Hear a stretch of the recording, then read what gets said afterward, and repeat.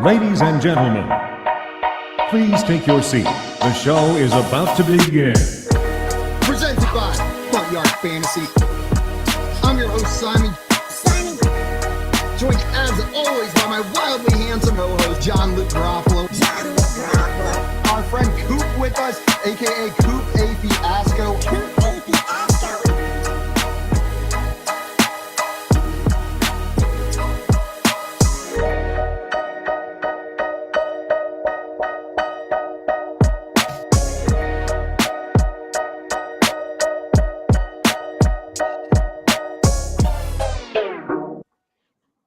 What's up, everyone? Welcome back into the Front Yard Fantasy Morning Show here on this Friday, March 24th, 2023. I'm your host, Simon, joined as always by my co-hosts, John Luke Garofalo and Andrew Cooper. What's up, boys? Oh, a little horsey this morning.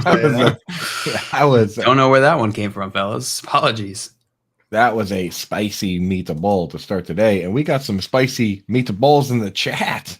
Meatballs. Better Earl getting the strong arm up. Mamma mia.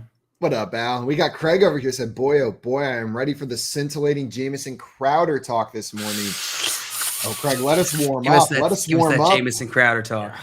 That's a lot. We know Craig's part of the Crowder crowd. Mm-hmm. The Crowder Chowder. What's the fan club called? No, I forget. It was the Crowder crowd. The Crowder. The Crowder squad. crowd. The Crowder crowd isn't. Don't ask me to be creative. The Crowder crowd isn't enthusiastic enough. He's actually part of the louder Crowder crowd. Ooh, The louder Crowder crowd. the loud Crowder crowd. Yeah, where they get after. And they're big skiing aficionados, and in the winter they have the louder powder crowd retreat. Yeah, Where they go ski on some powder.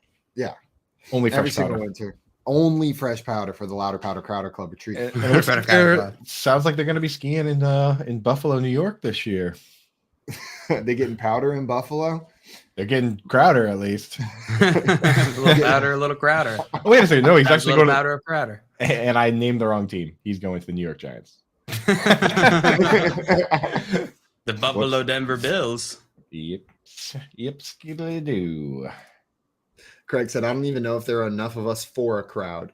It's a small retreat. It's just a couple people. It gets smaller every year. It's really more of a get together. Well, Craig, I'll be there. You can count me in. We got Tommy in here with a morning poem for us as well. So March has been madness. Some may call it Gaga, but did you see that three as on goes Gonzaga? Congrats, Gonzaga. I'm so proud of you. Yeah, they've got you've done so far. They've got a player that people keep saying I look like. Timmy's. Drew Timmy. Yeah, as soon as you said it, I was, yep, you look a bit like Drew Timmy's. I was like a handsome except fella. he's like 6 million. And athletic. 6 million what? And athletic and cool. 6 foot million inches, athletic and cool. Yeah. Coop, you got at least one of the three things that we mentioned here. Which one? I'm not sure. Never seen you catch a football. Only Jamison Crowder. Whoa. 100% catch rate at the Expo Fantasy Football League this year, boys. How many targets? 2. That's why, yeah, if I go this year and drop 1, it's going to really hurt my average. I might just retire. What was your A-dot? It was pretty short. 2. Dude, I'm not even kidding. I think my yak ended up being negative. Like I caught one, had my flag ripped off immediately, and then I got another one where I tried to like bounce it back and lost like 3 yards. So I think I had like a negative 3-yard A-dot. Me and Rondell Moore.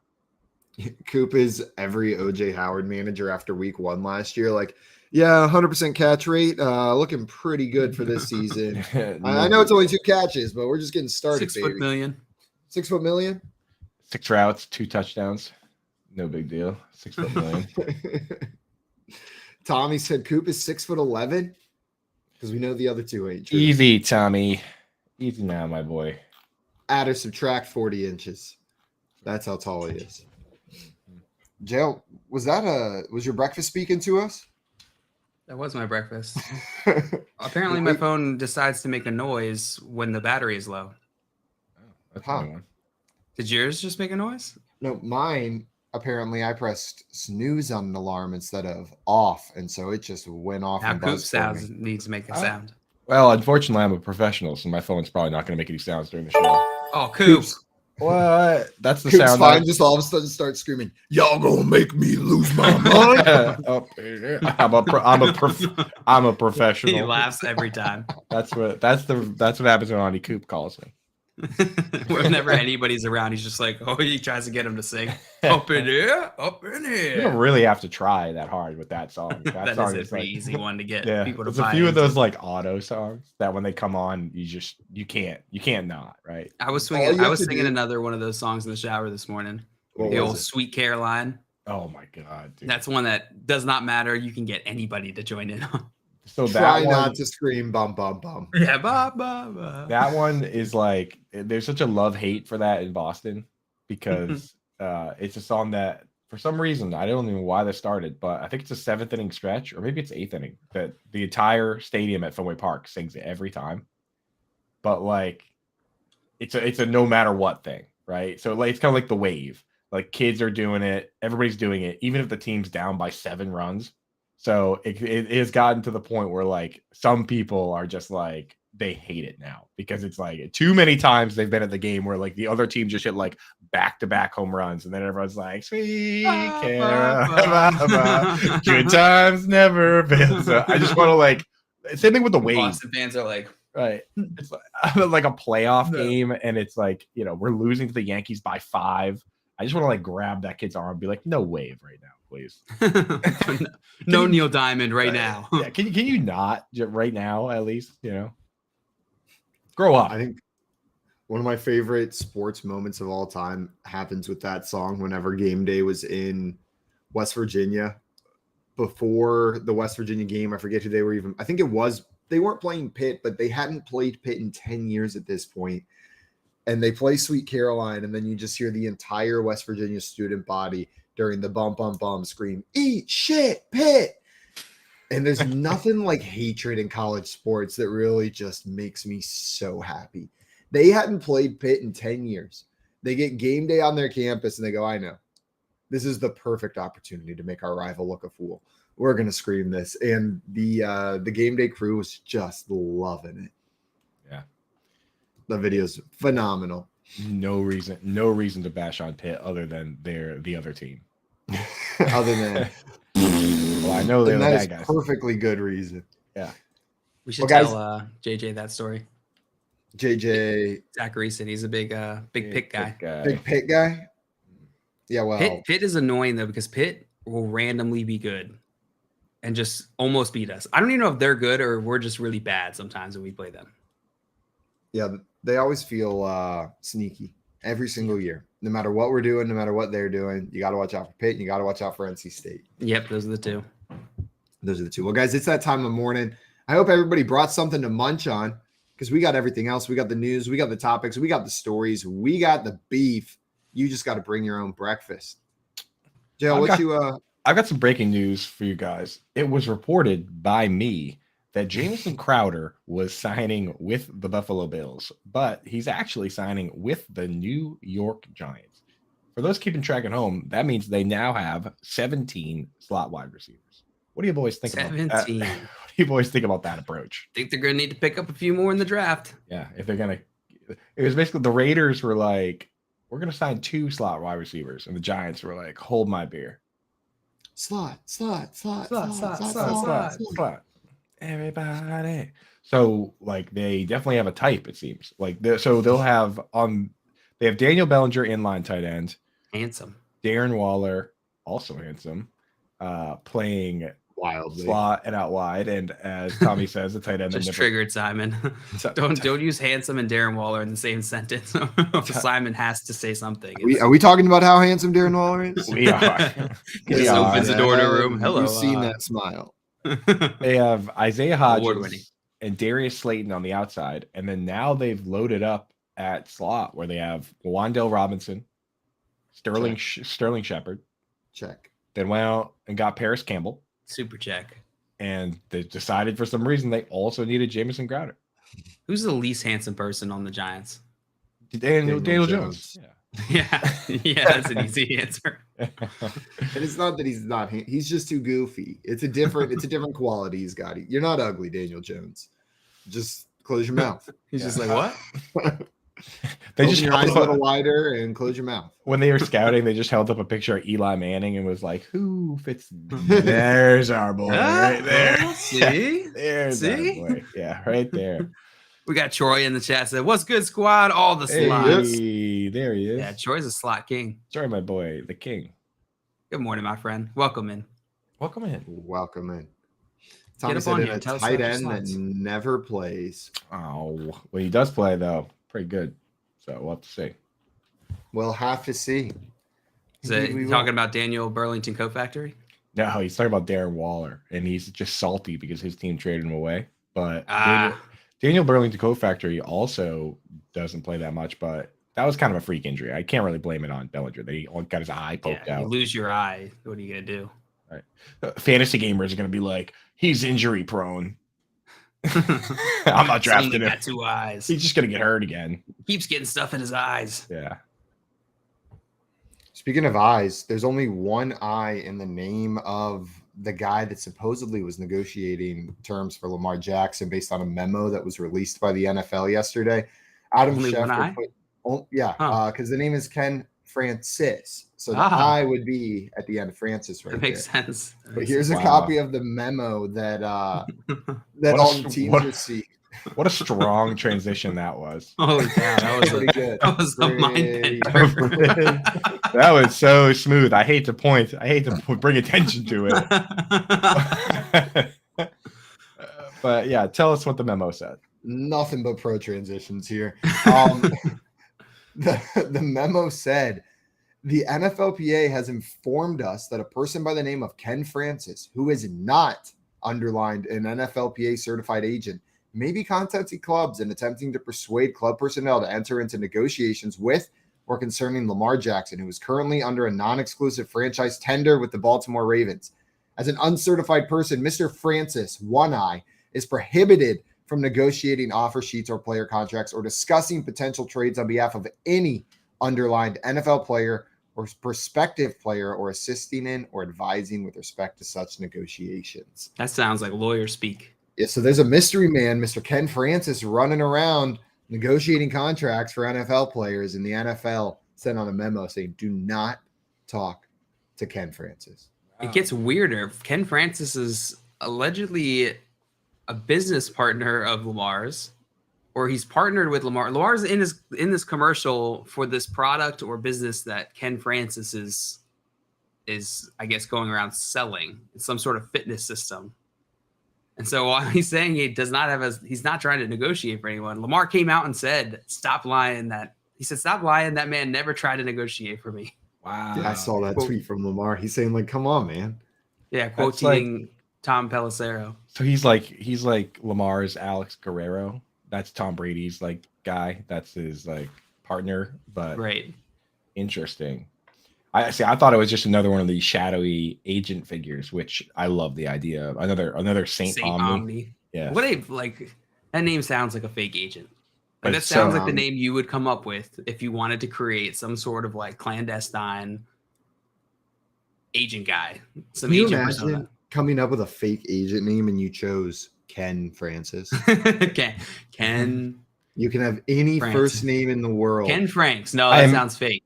I imagine Ken Francis. I imagine they had the meeting of all fake agents, and he was like, "I'll be Ken Francis," and the other guy was like, "I'm gonna be Saint Omni," and he was like, "Oh, that's so much cooler." Can I change my with my no, first sorry, name. it's in pen. I'm gonna be Troy King.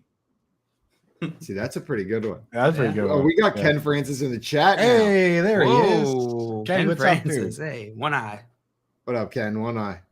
And Ken Francis, Simon, I want to speak to you about a deal. You'll have to go through my agent. Lay it all out there. And Craig in the chat says, Ken Francis. Good luck negotiating with yourself.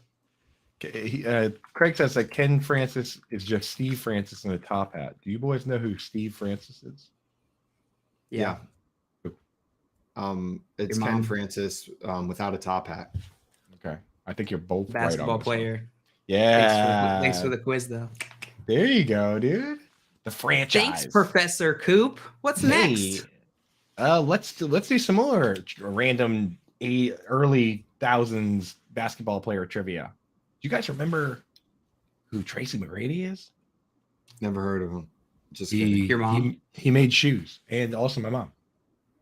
We got NKC in here saying good morning. What's up, NKC? What up, Welcome NKC? in, my friend. Glad to have you here bright and early. And NKC in here saying Kansas State moving on to Princeton. So I with all this Ken Francis, St. Omni stuff, I decided to take a couple minutes and look up what it does take to become an NFLPA certified agent. And they have some requirements ranging from doable to kind of not as doable. And I'm like looking at this, I'm like, okay, you need a degree from a college. Not that crazy, right? You have to go do a 2-day virtual seminar with them and some paperwork. That's seems pretty standard. You have to take a written test, which you got to imagine these guys at least check to see if you know your stuff. But one of the other requirements says that you need to be involved in negotiating deals for 7 years, which that one is quite the barrier to entry, is it not? Like Involved that. how? Let me pull up let me pull it up again, but it basically says that like you need to have like a history of doing it, which they do this to you in the real estate world too, where you basically what that does, which is their entire goal. Gatekeeps.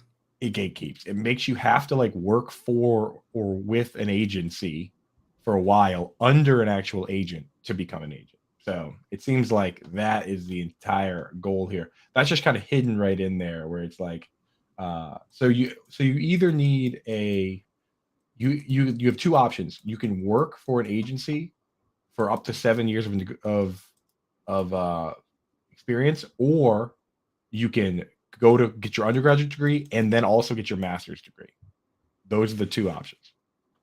So you have to get your master's degree in being an agent, or you can work for somebody. So St. Omni and Ken Francis, that's probably going to be the biggest barrier to entry for those guys.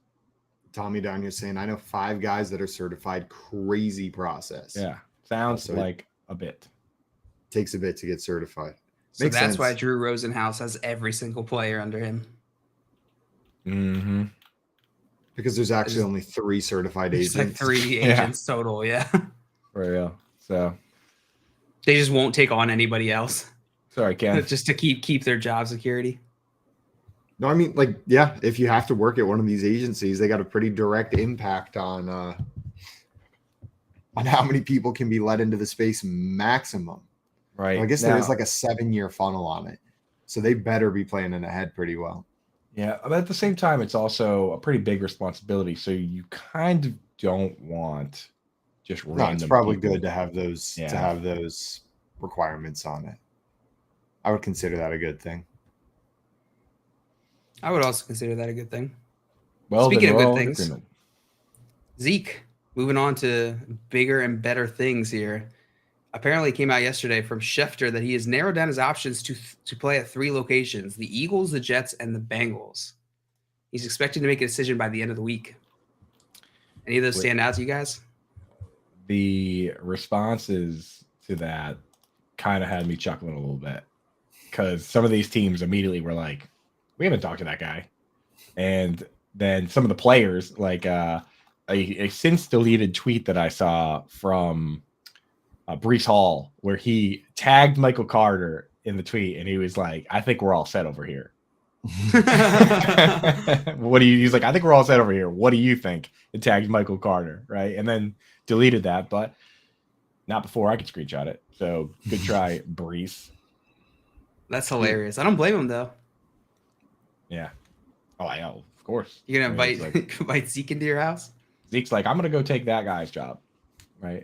Yeah. So it sounds like this was coming from Zeke's side, right? More Zeke's side than it was from the teams or from anybody else. Yeah. This is from Zeke directly. And I'm thinking about Zeke Allegedly. showing up Per sources in New York, and Breece and Michael Carter are just like full on high school mean girling him, like just really give him the like cold shoulder. Yeah, just give him a cold shoulder, and they'll be like, "What cleats are those?" They can't help themselves. Yeah. Nice. And then they just turn back around. And they go, you can't sit with us. He just sits behind them on the bus. Hey guys. Anyways. Hey Zeke, now of those landing spots, which one, if you had to pick one of those teams for him to go to, which one would you pick? Jets? The Jaggles. The Jangles? Bojangles. Bojangles.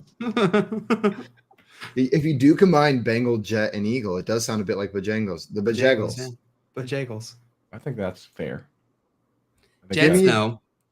Give me the Bengals as the team that Bengals. I think make the most sense with the departure of Joe Mixon. I was gonna say, what are we doing with Mixon though?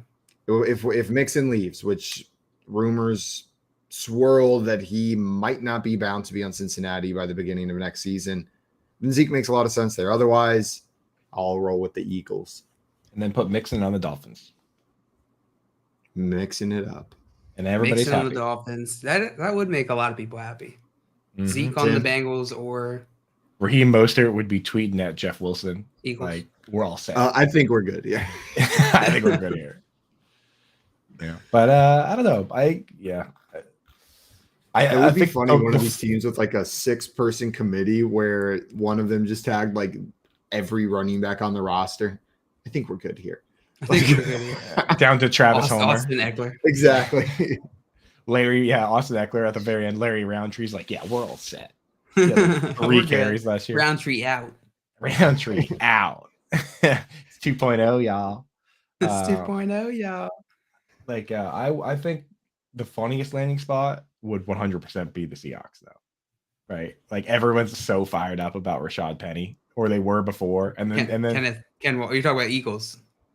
The Eagles. Sorry, what did I say? Seahawks. Oh no, Seahawks. Yeah. Seahawks would not be funny. People would. Be, Seahawks would also be funny though. People would be very people upset. Would be like, no. Yeah. There's. I don't have any Ken Walker, so I'm totally cool with that. Yeah.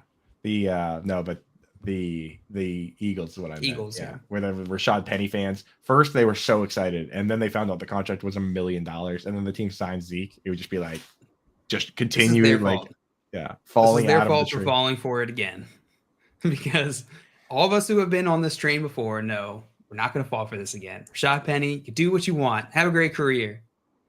Not falling for it. Not falling for it. You're done. Craig in the chat said, "Walk like an Egyptian died so the AFC could live." What? You know, fully. That's related does to that what mean? we're. So here's What the heck does what that mean? here's my thought process. Surely I missed the connection. I'm going to say this out loud, and Cooper JL will jump right in with how this is connected to what we're talking about. Is that not what happened? I have no idea. I have no idea what that was. I was like, it's early. Surely I just missed something. Like it took 2 seconds. I'm just going to read it. Craig Nope. wouldn't say something about Egyptians and AFC in the chat randomly with no Of course not. further context.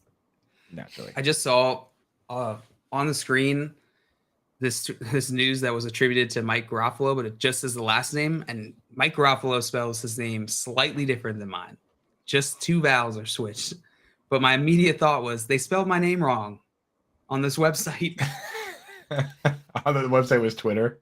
This Reddit, not me. Oh, it's Reddit. Clearly not me. Well, what'd he say? My name wrong. He said Bryce Young did not weigh in this morning at Alabama's pro day. He'll stand at 204 pounds from the scouting combine. And the NFL teams they're never going to see through this trick. Like they're never, Got him again. I'm going to weigh in, but not throw at the combine. And then I'm going to throw, but not weigh in at my pro day. Tricky. They'll never see what I'm doing here. It's the class. I mean, dude, but that's the classic move with we see it. Like we say that they're not going to see through it, but it does work. Like because we don't know. Like we have one number 204, and all we can do is speculate on the rest. It's like the same thing with not running the 40. Right? It's like that famous Mark Twain quote where he's like, if you're an idiot, it's better to keep your mouth shut than to open it and remove all doubt. Like it's better to let people think you're an idiot than to open your mouth and remove all doubt, right? Like it's better to stay off that scale than get on there and show everybody that you weigh 190 pounds. Because if you weigh 190 pounds and people think you weigh people know it's less than 204, they might say in their head, oh, maybe it's 198, right? So just there's no reason for him to do that. And he went out there and he was throwing bombs. Did you see any of the clips from Bryce Young? Hot. Dude, he had some nasty boys there. I saw one where it was this drill where it was like you had to dodge. Simon had some nasty boys in Vegas. Yeah. Some nasty boys this morning. Try sharing a sheet with them. As LQ would say, you were putting in some nasty work. I was putting in some nasty work. Nasty work, making some nasty deposits in your nasty bank. I don't know why it makes me chuckle whenever LQ says that. I'm like, they're hating on my guy. He'd be like, that's nasty work. That's nasty work. That's nasty work. But he had this one throw where they were like doing this drill where he had to dodge people in the pocket, and this guy comes right after him with one of the pads. He steps out of the way, and without thinking, at the last possible moment he could throw it before the guy was out of his range, he was moving left and just flicks it like this, like Michael Vick style, just wrist flick, and it went like 60 yards, man. I'm starting to believe what Brandon Huffman was telling us when he came on the show. The head editing scout from 247. He was like, sometimes you just got to forget all the rest of it, like he's too short and this and that, and just realize that this guy can play ball. And when I see clips like that, I'm like, this guy can play ball. I don't know the rest of it. You just figure out the rest. Drew Brees was short, and he was like the most accurate quarterback of all time, and he's like top 5 all time in like every quarterback stat. So at this point with Bryce Young, I don't care. Like if I'm the Texans are in the best spot in the world, I feel, right? Like let the other team make the decision for you and just take the other guy and be pumped about it. I flip every time I see anything. It changes my mind on who I think is going to be first. Like I'll see a Panthers quote about loving CJ Stroud. Oh, clearly it's CJ Stroud. Then I see a clip of Bryce Young at his pro day, and it's like there is not a chance in the world the Panthers don't take him. And then I see a graphic comparing Anthony Richardson to like God and Cam Newton combined into one person. I'm clearly going to be Anthony Richardson. And then the topic, it just starts all over. By the time I go to bed tonight, we'll see who's on top of the roulette. Simon's just like stuck in the equivalent of like a wave that's just crashed. And you just get like getting tumbled around and he's just, every day in social media. Stroud Young Richardson. And he's just falling for all of it every time. He just can't help himself. It's an exhausting cycle. Thomas Davis said Anthony Richardson. And then he goes, oh, there's a picture of CJ Stroud with the Panthers front office, and he's just like, me and the boys spend the night at Sir Purr's cave. Yeah, right. Sir Purr's cave. I picture you like that Always Sunny meme where you have like the board behind you with the strings, right? Like you're like Pepe Sylvia, look at it. Board. Yeah, then he was here with them. Piecing it together. We got Albert in the chat. What's up, Albert? Good morning, my friend. He said good morning, everyone. Good morning, Albert. Good to see you, my friend. Good to see you. To all the quarterbacks, not just CJ Stroud, everyone, not just Anthony Richardson, to everyone. But Albert. Hendon Hooker as well. Hendon Hooker as well. Also, there was a lot of smoke coming out yesterday. I don't know if it was legit or not. I'm trying to find the source that I have, but I'll bring it up, and while I find it, we can discuss it. About the Colts potentially not wanting to draft one of these top quarterbacks. They came out and said that they wouldn't be surprised if the plan was to trade back and draft Hendon Hooker, acquire some more draft capital, which I think sounds exactly like something a team that wants to draft Anthony Richardson and trade up for it would say. Right. Everything leading up to the draft, here's what you do. You take what they say and you assume that they mean the exact opposite. Boom. You're good to go. If you can assume it, and then you just wait for them. And if they're telling the truth, that's cool. They can confirm it. Otherwise, just assume that it's not real. Yeah. Just that's a smoke. Or I almost put a little bit of weight, not too much, but a little bit of weight on the other end of it, thinking they're going to probably go this route. They're probably going to go the opposite of what they're saying here. So they probably really like the top quarterbacks in this class. Who is suggesting that this is the Panthers take Hendon Hooker? Is that a suggestion? Yes, I'm trying to find the Colts. Okay, the Colts. I was going to say, because the Panthers, that would make zero sense. Can you imagine how pissed Adam Thielen would be if they told him You we're gonna win. Trade up all that. We're gonna straight back away for Hendon Hooker. Right, we're gonna win a Super Bowl, and then they bring in this guy that's like got like he's at the end of his career, and you draft a quarterback that's gonna miss the entire offseason at least, right? And maybe the start of the season, he would be one salty boy. I found the source. This came from Greg Doyle was who this came out for. So he's Indianapolis sports reporter, covering Indy sports over there. Nice try, Greg. Nice try, Greg. Why does Doyle always make me think of bullies? What movie is that from? Doyle rules. Billy Madison. Billy Madison. That's what it is. Yeah. For some reason, I was thinking Always Sunny again. Aren't they like the O'Doyles or something like that? The McPoyles. The McPoyles. That's who I'm thinking of. Disgusting. Yeah. The my favorite. I think we've talked about it on the show before. But my favorite part of the McPoyles is that they somehow Pappy McPoyle, the dad of the McPoyles, they somehow got that Oscar-winning director to play him on the show. That he just won another Oscar for Pinocchio for best animated film. What's his name? He comes up. He did Guillermo del Toro. He's for some reason look at me pulling out a movie thing. Nice. Look at you. Guillermo del Toro for some reason is Pappy McPoyle, which is like my favorite. That's kind of funny. I didn't know that. You hear that, Joey? Joey. Simon throwing his hat in the ring. Give me attention. Wake up, Joey. Throwing your hat in the ring, dude. I mean, after he couldn't get Najee Hariski business on the show the other night, the door's wide open for anyone to be the movie guy now. He's sitting there talking to some customer. He's like, hold on, I gotta go. I gotta go. Simon needs me.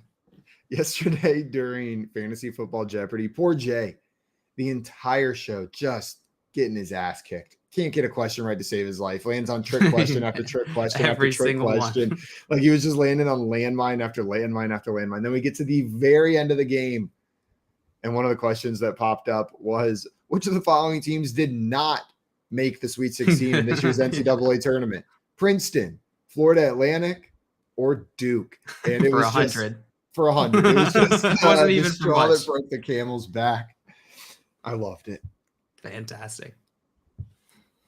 So, with all the pro day stuff going on, I wanted to point out that the tight end race for these prospects is pretty tight at the top, where every little piece of news seems to be moving people around. Utah's star Dalton Kincaid was supposed to work out at his pro day, but then he didn't run the 40, didn't really do much, and it's come out that he suffered from a back injury at the end of 2022. He's supposed to be cleared soon, and he'll be able to start physical contact early May. But I don't know. Do you think that's enough to move him down behind the rest of this crew? I mean, it's been going back and forth between Michael Mayer, Darnell Washington, Luke Musgrave, Dalton Kincaid. Those are the kind of the main players here. Do you think that's enough to slide him back to 4? If it was close enough to you that there was like a 1A, 1B or 3A, 3B situation here, then this uncertainty can probably push him back. But if there was a tier break for you already, I'm not moving him down a tier. That's the thing. A lot of people had him as their tight end 1. So it kind of was for a long time a tight end 1, 1A, 1B with him and Michael Mayer.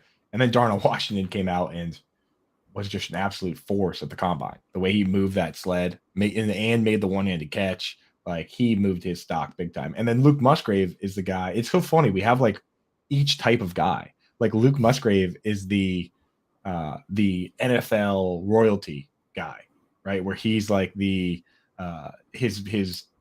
uncle is Bill Musgrave, and he checks virtually every box as far as size and all that. But so it's like we have every flavor of tight end here. It looks like Dalton Kincaid is going to be he could be the Rob Gronkowski, where do we have mint Oreo? He's the peppermint. You said what kind of Oreo? Mint Oreo? Yeah. Cookies and cream? Well, cookies and cream is Sam Laporta from Iowa. Really? Yeah. Yeah. We thought it was just honestly, that was not I had a name in my head that I thought you were going to say, but that was not it. Who are you I never thought you were going to go there. Who did you think of cookies and cream would be? Thought you were going to go Darnell Washington.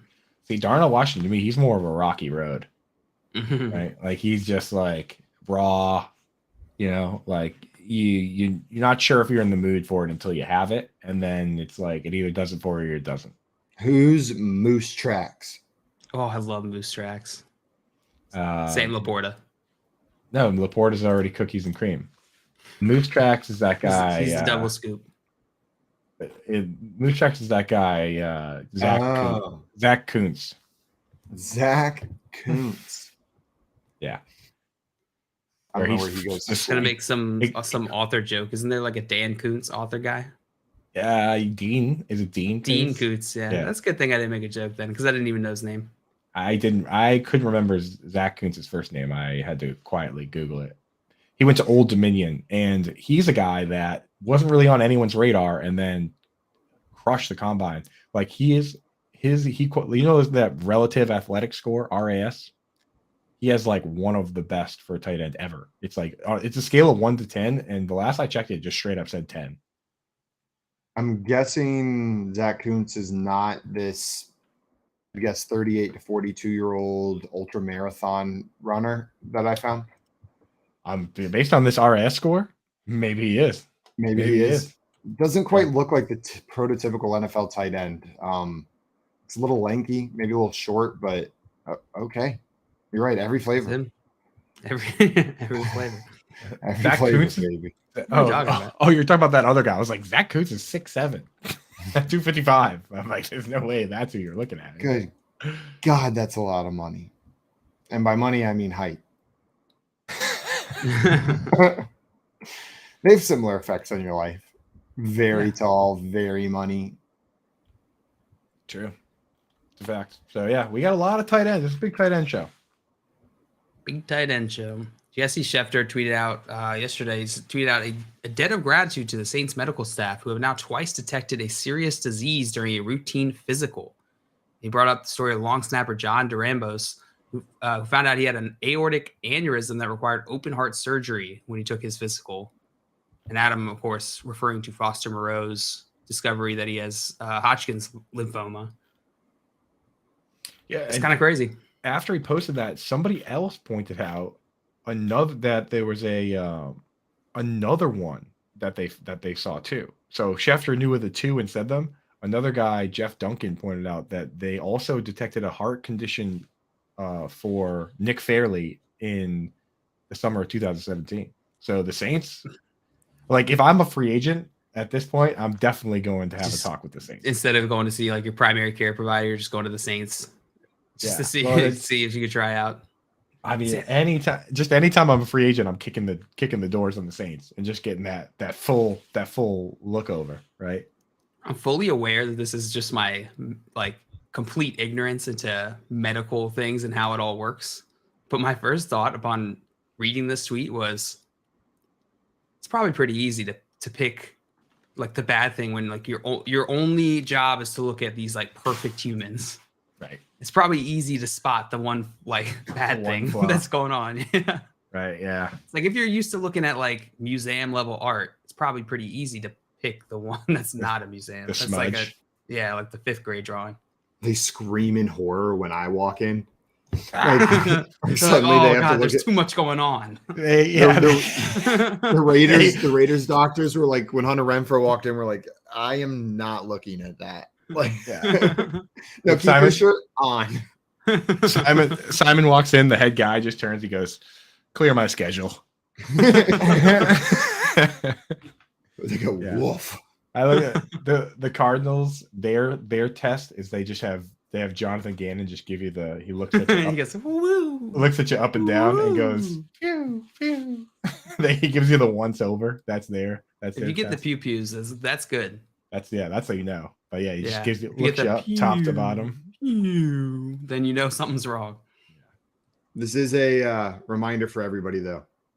Go to the damn doctor, even if nothing's wrong. If it's been a couple years, go get checked out.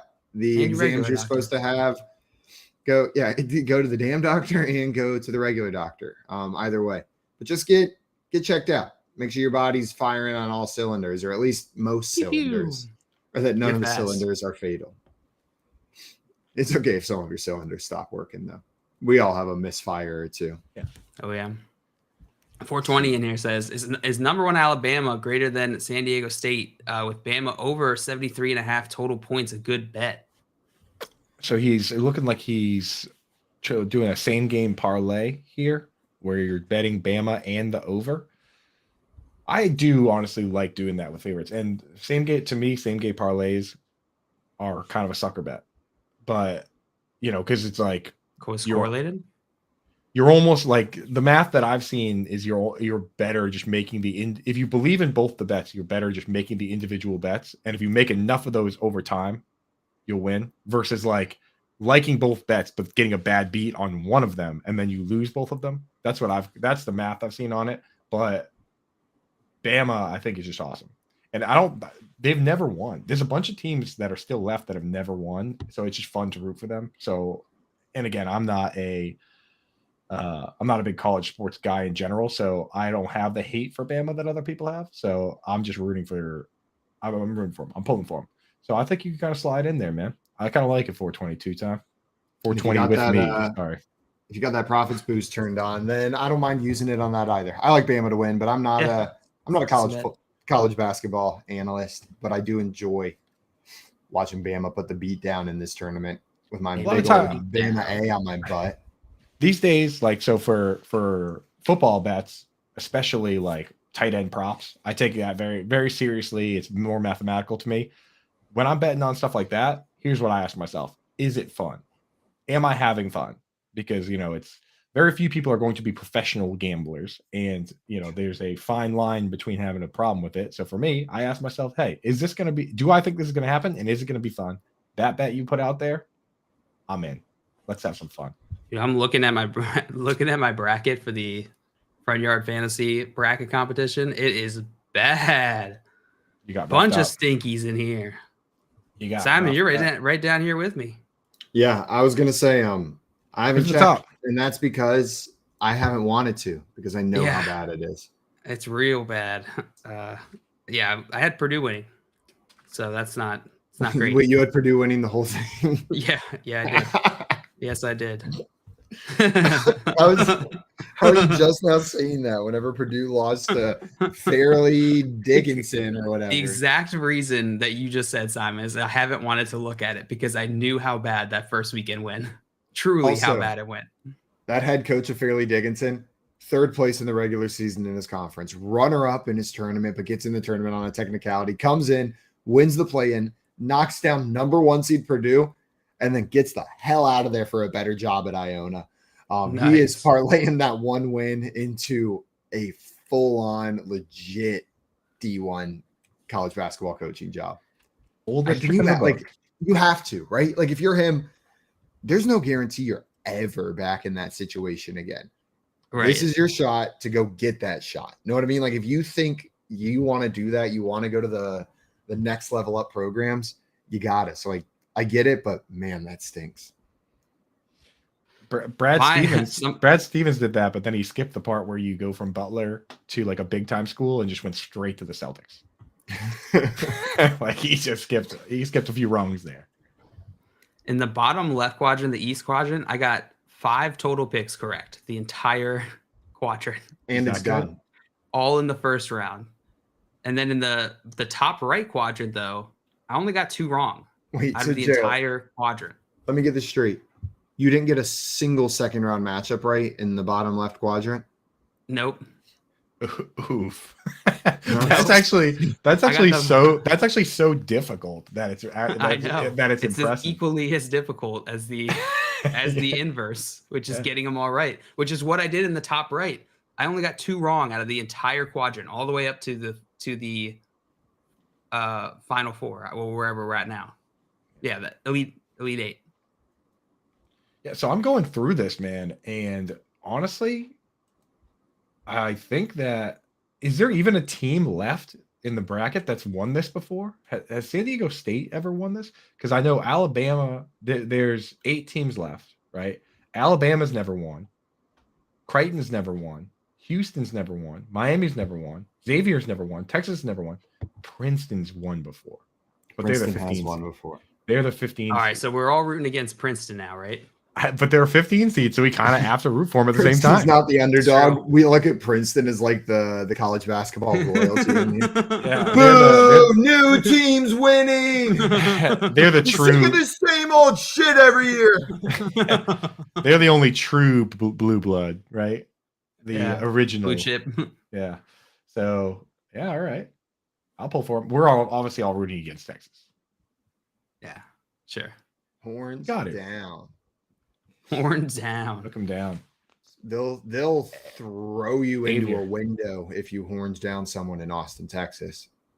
Yeah. Not just anyone, a Texas fan or student specifically. It's not like a law. I just wanted to clarify that. It's not by law. We will throw you into a window in Austin, Texas if you horns down anyone. It would be a specific emotional reaction by a specific person. That you have to do. Exactly. 420 with me said Princeton players look like they all love doing TikToks. Not wrong. I know what that means. Just we got Dustin in here saying, I'm going to give you a pass or play on the hard weddle each day. Pass today. Okay. Oh, I didn't do it yesterday. Did you guys see the tweet Lamar Jackson put out about mental health? No, what did he say? I think he's got it. I think he's going to pull it up for us. He said, "This is every day, but it's okay not to be okay. Mental health awareness." Oh, and then it's I love that meme. Who is that? Ben Affleck. That's Ben Affleck smoking a cigarette. Yeah. I appreciate players speaking up on things like this, though. It's pretty cool to see NFL players coming out, and this is even like in such a lighthearted tone that it's becoming casual to speak about. Know what I mean? Not to take away from the importance, but I feel like it has to reach a state where Lamar Jackson can just kind of joke about this as a public figure because it's normal enough in conversation for these hyper athletes. Definitely get tongue-in-cheek vibes. You think so? I get it. Yeah, I think it's working on two levels, right? I think he is bringing awareness to it, but I think it's also like a tongue-in-cheek, like I said, alluding to the situation going on. 100%. Yeah, I recently saw a player. I think it was George. It might have been George Kittle, but he basically came out and said he was like, some of these players do see, like, if there's a video floating around of them making a mistake or a bad play, or just things going around dogging them for bad plays, they do see that sometimes. And he's like, you have to ask yourself as a fan, like, by doing that, am I hurting my team? Like, am I hurting the mental health of a player on my team by being a part of that? So kind of an interesting thing to think about for fans. Like, if you're Mike Gesicki, like, does it hurt your confidence when everyone makes fun of your gritty? Or like if you drop Evan Ingram dropping that ball against the Eagles, when the Giants fans are the ones doing that and saying that, are they hurting this player? It's something to think about. Maybe we got to be a little more careful with that stuff. There's a rule we should all try to live by, and it's don't be a dick. Right. And if you're going to be a At dick least to be yourself, funny. yeah.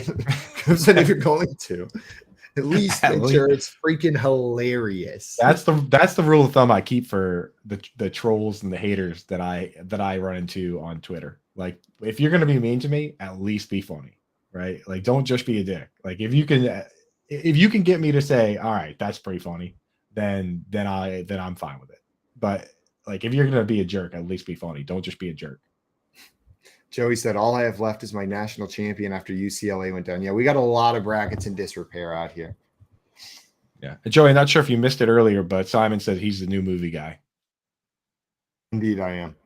I haven't checked on my I filled out the maximum limit second chance brackets just with fully random picks laying in bed from the Sweet 16 because I was just like so sad about the state of my bracket. I was like, surely if I fill out 20 of these, one of them will be right. With only 16 teams left, of course. I'm pretty sure they're all wrong already. I love when that happens. Every single one of them after the first time is done already. Yep. Nothing. I'm gonna check my one bracket that I have on League Safe. See how I did. You didn't even do the FYF one, Coop? I was thinking, you could be losing. I was really thinking about it, and then I didn't know about it. So yeah. If only you were on a show in which we had mentioned it. Well, we talk about a lot of things on the show, okay? It's a long show, all right? Unbelievable story, Coop. Well, nobody sent me a link. Well, guys, I got a link to that Weddle game if you guys are ready to get into it. Yeah. Let's do it. Let's go ahead and hit up that Weddle game. If you guys have not played this with us before, head on over to weddlegame.com. This is a lot like the popular word games Wordle, Quordle, Octordle, other duels. But this time we're going to be guessing NFL players and getting a little bit of information about them after each guess. We got 8 tries to get it right. If we don't get it, we'll be sacrificed to the god of Sprite. You guys ready? I'm ready. Vince Staples? Vince Staples. The god of Sprite. Yeah. And his son, LeBron James. Vince Staples' son, LeBron James. Yeah. The Sprite Trinity. But the third one we're unaware of, undiscovered as of now. Kobe. The Sprite Trilogy. You know what? The Sprite Trinity. That kind of is the Sprite Trinity. The Sprite Trinity is pretty dope. I'm not gonna lie. They got a name me a better trio for a product. I can't. Yeah, if Kobe and LeBron go one-on-one while Vince Staples raps over it. Oh my god. He's just sitting on the bench watching, drinking Sprite. That is gorgeous. I have never wanted a Sprite more than right now in this moment. Jail, who's the first player we're starting with? We're gonna start with AJ Brown. Hugh Jackman. AJ Brown? AJ Brown. Okay. The age is correct. And all right. they're in the NFC. So this is a player in the NFC, not the East, not a wide receiver, at least 6'4", and their number is at least 14, but their age is 25. So could be tight end or QB. Or, yeah, probably not a running back. Probably not a running back. Probably not. All right, they're in the NFC. Let's go with an age is 25. What about Joe Burrow? He's in the AFC. Oh wait, this guy's in the NFC. Yeah. What about Jamar Chase? He's a wide receiver. And he's in the AFC. And he's in the AFC. And his number is number 1. I was gonna say, yeah, that's like one of JL's bracket picks. Like you couldn't have gotten it more perfectly wrong. Maybe or one of my Weddle picks. Maybe Deshaun Watson. Cole Kmet. He's in the AFC. All right, yeah, do Cole Kmet, please save us. Cole Kmet. I'm just trying to see how many times I can get Coop to say no. He's in the AFC. I was falling for it every time too. That was driving me nuts, dude. I would have continued to fall for it. Cole Kmet, we got some good info. NFC North is correct. Tight end is correct. All right. They are 6'4" or 6'5", and their number is 86 or 87. So this is probably another tight end in the NFC North. Is it Tommy Schlockenstein? He's not. Yeah, no, he would be that age, right? Who is Tommy Schlockenstein? TJ Hawkinson. Oh, that makes a lot of sense. Yeah, I went through this whole thing earlier on in the season, Simon. Where I said the same thing. Where he said that, like, who the heck is that? Yeah. You want to try Schlockenstein? Yeah. Tomahawk. It is the Schlock Monster. Rock'em Sock'em Robots. Yeah. So we can't do the hard one today, Dustin? He said pass. He said pass. And he also said, I think one day you should all do it individually, race, both time and number of guesses. And that sounds really great. All of us just really quietly not trying to give each other information, or while we're doing it, screaming like unhelpful information. Yeah, I'm guessing this guy all just saying that. Yeah, that's C. Higgins. Just why you can't see our screen. People great. People commuting to work just listening to that. That's great. Hal said great radio. It's just beautiful. Just beautiful. So Dustin, we'll be doing it tomorrow. Tune in. Oh wait, it's Saturday. Damn it. Oh no. Oh no. Big mistake. Oh no, Luigi, make a mistake. No. Well, guys, coming up, we've got a segment called Unpopular Opinions. We're going to share with you some of our unpopular opinions, believe it or not. We're going to play some poll perception, and then we've got Here's the Pitch, followed by Feeling Lucky Punk. Right now, you're watching the Front Yard Fantasy Morning Show here on Bettor Sports Network. As a longtime baseball fan, here's my message to other baseball fans, to steal a line from the Packers future Hall of Fame quarterback Aaron Rodgers, RELAX. Everyone needs to relax after what we saw this past weekend as spring training games out in Arizona and down in Florida got going, and we're inching closer and closer to Major League Baseball opening day. The rule changes in Major League Baseball is not for myself. It's not for you out there, the hardened baseball fan, whether you're a fan 5, 10, 15, 30, or even 50 years. From all around this great country. It's not for those that are going to be locked in. It's for trying to generate more fans. So if they want the pitcher to go out there and work in rhythm with a guy on base, begin the windup within 20 seconds, nobody on base, begin the windup within 15 seconds, or have the batter make sure that he's back in the batter's box within 8 seconds, then making the base pass first, second, and third bigger, eliminating the shift. All of this is to make the game better. We've seen leagues, whether it be the National Football League, do you think it's the same league as it is today in 2023, or what we saw in 2022 as it was 30 years ago? No, it's not. Is NBA basketball the same? No. How many games do you see being played? 83-79 finals. You don't see that at all. So every league adjusts to try and bring what? More fans into the sport. And that is something that Major League Baseball is going out there and trying to do. I've been critical at times of Rob Manfred, whether or not as a MLB commissioner, whether he likes the sport based on some of the rhetoric that he has spewed in years gone by. But I got to be honest with you, as a longtime baseball fan, I've been a Yankee fan my entire life.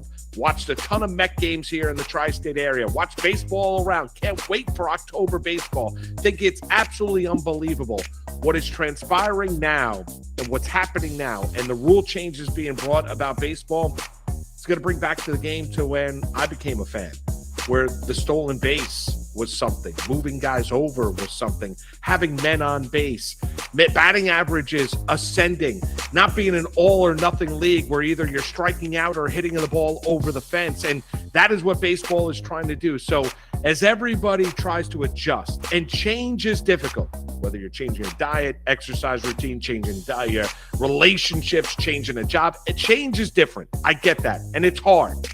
But let's take a step back. Let's understand what Major League Baseball is trying to do here. And they're trying to repopulate or repopularize the sport.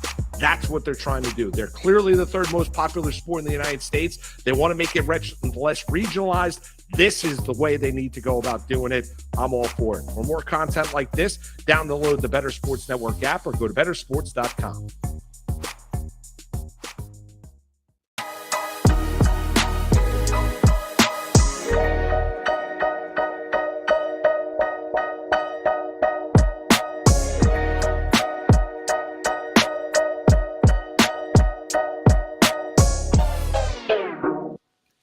What's up, everyone? Welcome back to the Front Yard Fantasy Morning Show here on Bettor Sports Network. It's in the beans, baby. What kind of beans is it in today, Jail? You have to pick one kind of beans. Bean of the day. I'd say frijoles. It's always frijoles. It's always frijoles. Every time it's just the Spanish word for beans. But he's not going to lie to us. That's the thing. Jail's never going to lie to us and say it's the kind of bean it's not. It's consistent. Yeah, it's the truth. Our bean of the day for the 50th day running is frijoles. I care about you guys too much. Please respond. Love me back, frijoles. Please. Give me your cold hug. Well, guys, we are about to get into a segment we call Unpopular Opinions, a segment where we share our opinions that may or may not be a little unpopular. See what the other guys think. See what you guys in the chat think. Who wants to jump in first with an unpopular opinion today? I can go, but first. Open to letting someone else get out there. I'll go first. This is I know this one's an unpopular opinion, and I know for sure it's an unpopular opinion here where I live. Like, that's a fact. And my unpopular opinion, especially amongst the news now that he's getting an extension. There was already news that he's getting paid over $60 million a year, and this extension will make him the highest paid. He'll have made more money than any player in the history of the league. And my unpopular opinion is that I think that Roger Goodell is a good commissioner. That is pretty unpopular. People hate this guy. They boo him literally every opportunity they get, like every chance they get at the draft, at the Super Bowl, whenever he comes up, they boo this guy. And people here where I live, because of this man here, they hate him. And Cowboys fans hate him. And Saints fans hate him because of the arbitrary, the arbitrary rulings that he's made. But here's the thing. The fact that you hate him means he's doing a good job. The fact that his entire job is to deflect the criticism from these teams, from the league. If you can take, because there's so many controversial and difficult decisions that need to be made. And if you can take all of that off of Jerry Jones and off of the NFL and put it all on one man, and then we look back through history. You give that dude $60 million. Hey, everyone in the world's going to hate you. Here's $500 million. I mean, sorry, $500 million. That's what he's made throughout his career. Like everyone's going to wear shirts with your face on it with clown noses on it, but it's going to protect us from the criticism. Zeke Elliott goes out and does something that may or may not have even happened, but we have to do something about it. Jerry Jones doesn't want to have to make that decision. The league, you don't want to have to say the NFL did this. Now we can say one man did it, Roger Goodell. And when Roger Goodell is gone, we're going to look back and say, hey, well, the league's better now. All those mistakes, that was one man's fault. That was Paul Tagliabue's fault, or whoever the former commissioner was. So for me, Roger Goodell, he's handled those situations as best as he could. He's ushered in a ton of rule changes that I appreciate and I really like. I mean, when he says, and again, this is an unpopular opinion, people clowned on him for this, but when he says the officiating now is better than it's ever been, I agree. Because people forget, when I first started watching football, the officiating sucked and there was no way to change it. There was no challenges. He's the one that ushered in the era of challenges and actually getting calls right and reviewing it upstairs. Right? Back in the day, it was like, you bad call, tough luck. So Roger Goodell, to me, he's misunderstood to a certain degree of what his job is. His job is to make very difficult decisions, deflect blame from everybody else, absorb all that blame, and he makes a lot of money for it. And I think Roger Goodell is actually pretty good at that. And when I do see this guy talk, it's not like he's a jerk or anything. He's just a guy that's doing his best. So unpopular opinion, I like Roger Goodell. I don't disagree with some of the points that you raised there. I just almost feel like he can be good at the job, but good commissioner feels a little bit like an oxymoron in a situation like this, where there's so much power and he does have the best interest of the teams, whereas the NFLPA has the best interest of the players. And I still don't view this as one that's looking out for the players, and that's going to be the definition of a good commissioner for me. You know what I mean? So I hear what you're saying. I think the job that he was hired to do, which is watch out for the teams, he's freaking killing it at. But a good commissioner in my eyes would be one that is a players first commissioner. And I don't view Goodell that way. Yeah, not that he dislikes the players, but I think he's a money and team first, which is, of course, why he's in that position. The players have definitely gotten the short end of the stick, but hey, that's what the NFLPA is for. The NFLPA, they're supposed to be, the balance of power, and maybe they don't have enough power. The NFLPA probably could use a little more power, and definitely the younger players could use more representation. But I mean, here's the thing with the way people will say that he handled things wrong, but with the way he handled Deflategate and everything, and the way it was so drawn out and all over the place, you know who would be proud of Roger Goodell? Vince McMahon. He turned the whole thing into a giant spectacle that whatever side you were on, you were talking about it every day. People were clicking every day, and that's just more and more money for the league. So you're right. He, in an ideal world, the commissioner, sorts everything out, and it's all, everybody's happy. But in this world where Roger Goodell is a commissioner, the NFL is one of the most popular and profitable leagues in the world. We got Hal in here saying everyone hates him and he can still be happy. And Tommy said, getting heckled for hitting a home run in an away stadium, embrace it. Yeah. You're muted, Joe. He half embraces it. He kind of does. He half embraces it. You could tell it's awkward, though. He doesn't quite know how to do it charismatically or tactfully. So he just sort of, he tries to be friendly. Then he just gets booed. Right. We got Michael. What's up, Michael? Good morning, my friend Michael. And what's up, Nick? Welcome in. Good morning. What up, Nick and Michael? Morning, y'all. Cut you off, John. Yeah, dude, thanks for jumping in. This morning we're talking about how much we love Roger Goodell. So everybody share your favorite Roger Goodell memory. Send a message of Goodell today. We got Adam in here as well, saying morning humans. But what up, Adam? That seems targeted at Mr. Scampers, specifically not wanting to say good morning to Scampers if they're in here. Good morning, Adam. Also, Dustin saying met Goodell a few years ago. He was super nice to us as fans. It's always nice to hear that someone's nice to fans. 1 point, Goodell. 1 point, Goodell. Well, Goop, pretty unpopular. The opinion you threw out there. Sometimes unpopular opinions we get like lukewarm. I'm an offender as well. Not just from everybody. Unpopular opinions is usually like, yeah, well, here's the thing that everybody agrees with. Everyone Stop agrees. partying on airplanes. Oh yeah, sometimes you do the. That was a perfect one, JL. Like, because that was mine from earlier this year. Easy Aves in the chat. I'm losing faith in y'all. There's a Patriots fan. There's a Patriots never had fan it in the chat. first place. Yeah. Hey, I specifically said that no commissioner could ever be a good commissioner. It's an oxymoron. So I'm on your team, Aves. I'll jump in here next with my unpopular opinion. My dad probably just walked over to the dresser and there's a picture of me and he just like put it face down. I have deleted your number from his I phone. have no son. He put your picture on the dartboard next to Goodell's. Yeah.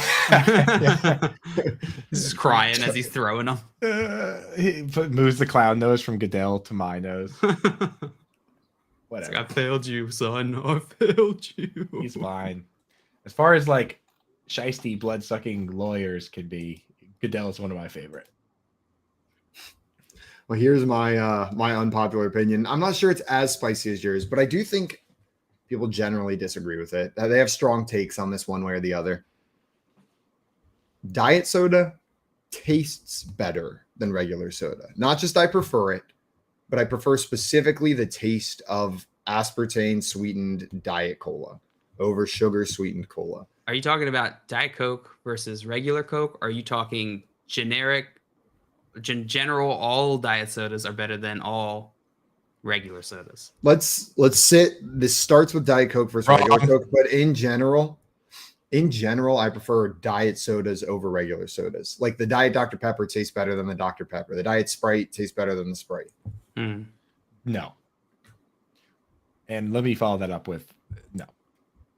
All right, so check on unpopular. You got that. Yeah. Simon nailed it. You're killing it. Next assessment.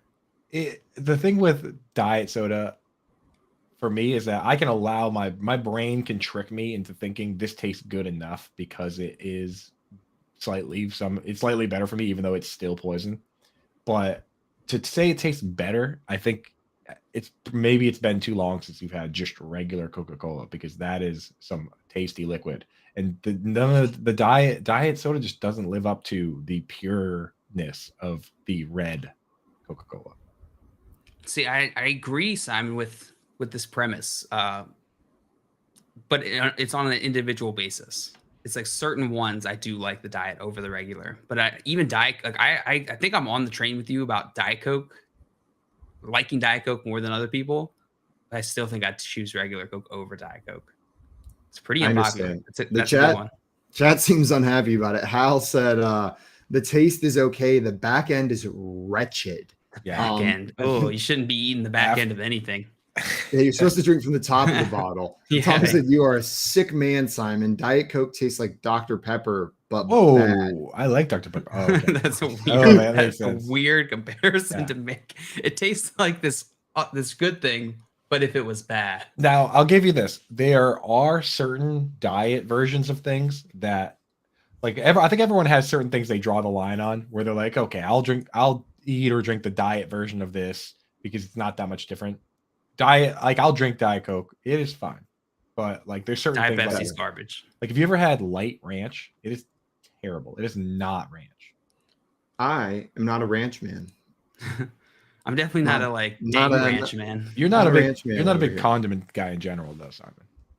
It depends on the condiment. You give me the right condiment, I'm dumping it all over everything. Like Valentina hot sauce or salt, literally covering everything in it. Valentina double black hot sauce. Are you Mine's are you condiment shaming me? I am. Are you saying ranch is more valid of a condiment than Valentina hot sauce? It's a condiment safe space, and you were Right. violating that. I am. I'm sorry. I think that Simon needs to use a separate restroom from anybody that enjoys ketchup. Just in general, he probably should be using a separate restroom. Just for pure future smell reference. purposes. We related to everything else we said. Simon just has to have a separate restroom at all times. That's the one thing. It's such no one can agree on any portion of that except that one part where everyone's like, yeah, put that in the bill. A unpartisan agreement. Whenever I go on group trips, everybody is willing to chip in extra to make sure there's an extra bathroom. It's not just like the cost goes to Simon. It's a group purchase. I feel like Coke Zero is like its own totally separate soda. It's still a diet version. Yeah, I mean it's good. I like Coke. It's different than Diet Coke. It's just a different formula. Right. Ignore the existence of the zeros because then I'll just have the sugar. Because I feel like the goal is for it to taste more like regular Coke, but I want the one that tastes like Diet Coke. Like I'm not drinking Diet Coke because it's better for me. I'm drinking Diet Coke because I want it to taste like chemicals.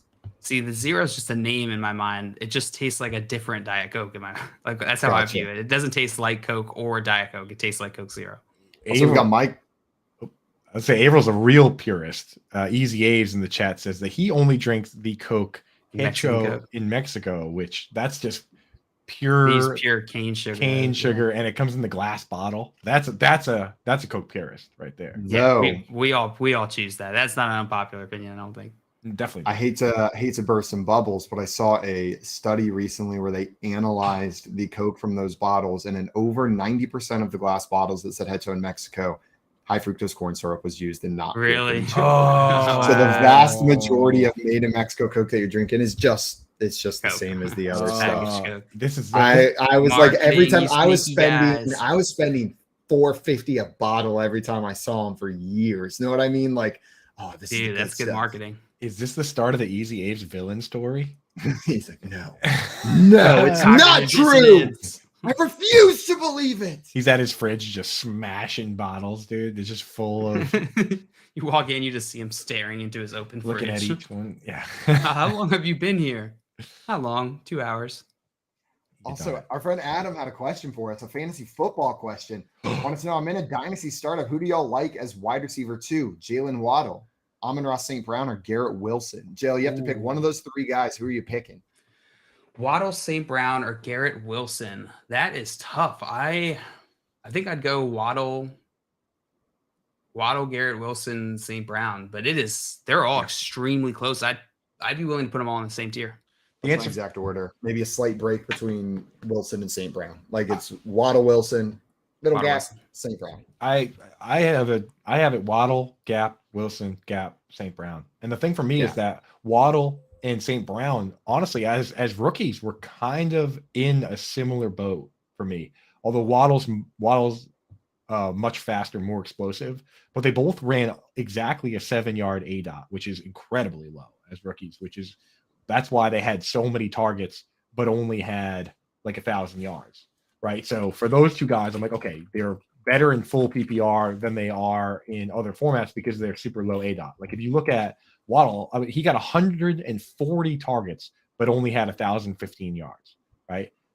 Once Mike McDaniel came in, he changed the way that offense works. He basically turned them, Tyreek Hill and Waddle, into Brandon Ayuk and Deebo Samuel. Waddle's average depth of target went from 7 yards up to 12 yards, almost doubled, right? So he went from 140 targets as a rookie down to 117 targets, but his yards went from 1,015 up to 1,356, an extra 300 yards. That's how important average depth of target is. So when I look at Waddle now, I say, okay, we just switched him into another type of player, which is the hardest switch. What happens if he gets 140 targets again?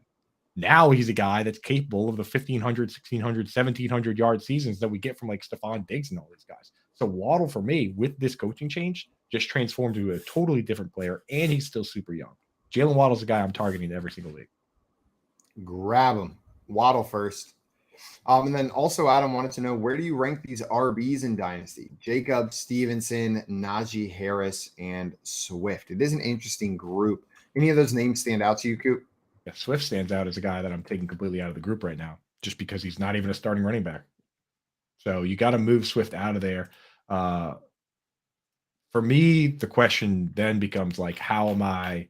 And I know I'm interested to hear JL's opinion on this, because I know we differ to a certain degree. I lean into trying to win now versus not winning now, whereas you like to build more balanced teams, kind of just take the best player available. You're what I would consider a value hawk.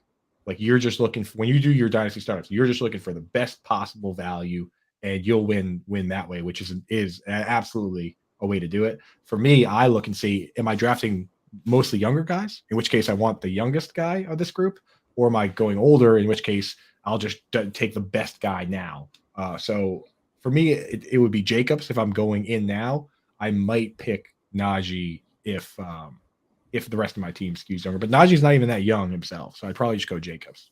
What do you think, JL? Najee and Jacobs are the exact same age, yeah. But yeah. I mean, you could argue wear and tear is a factor too. For sure.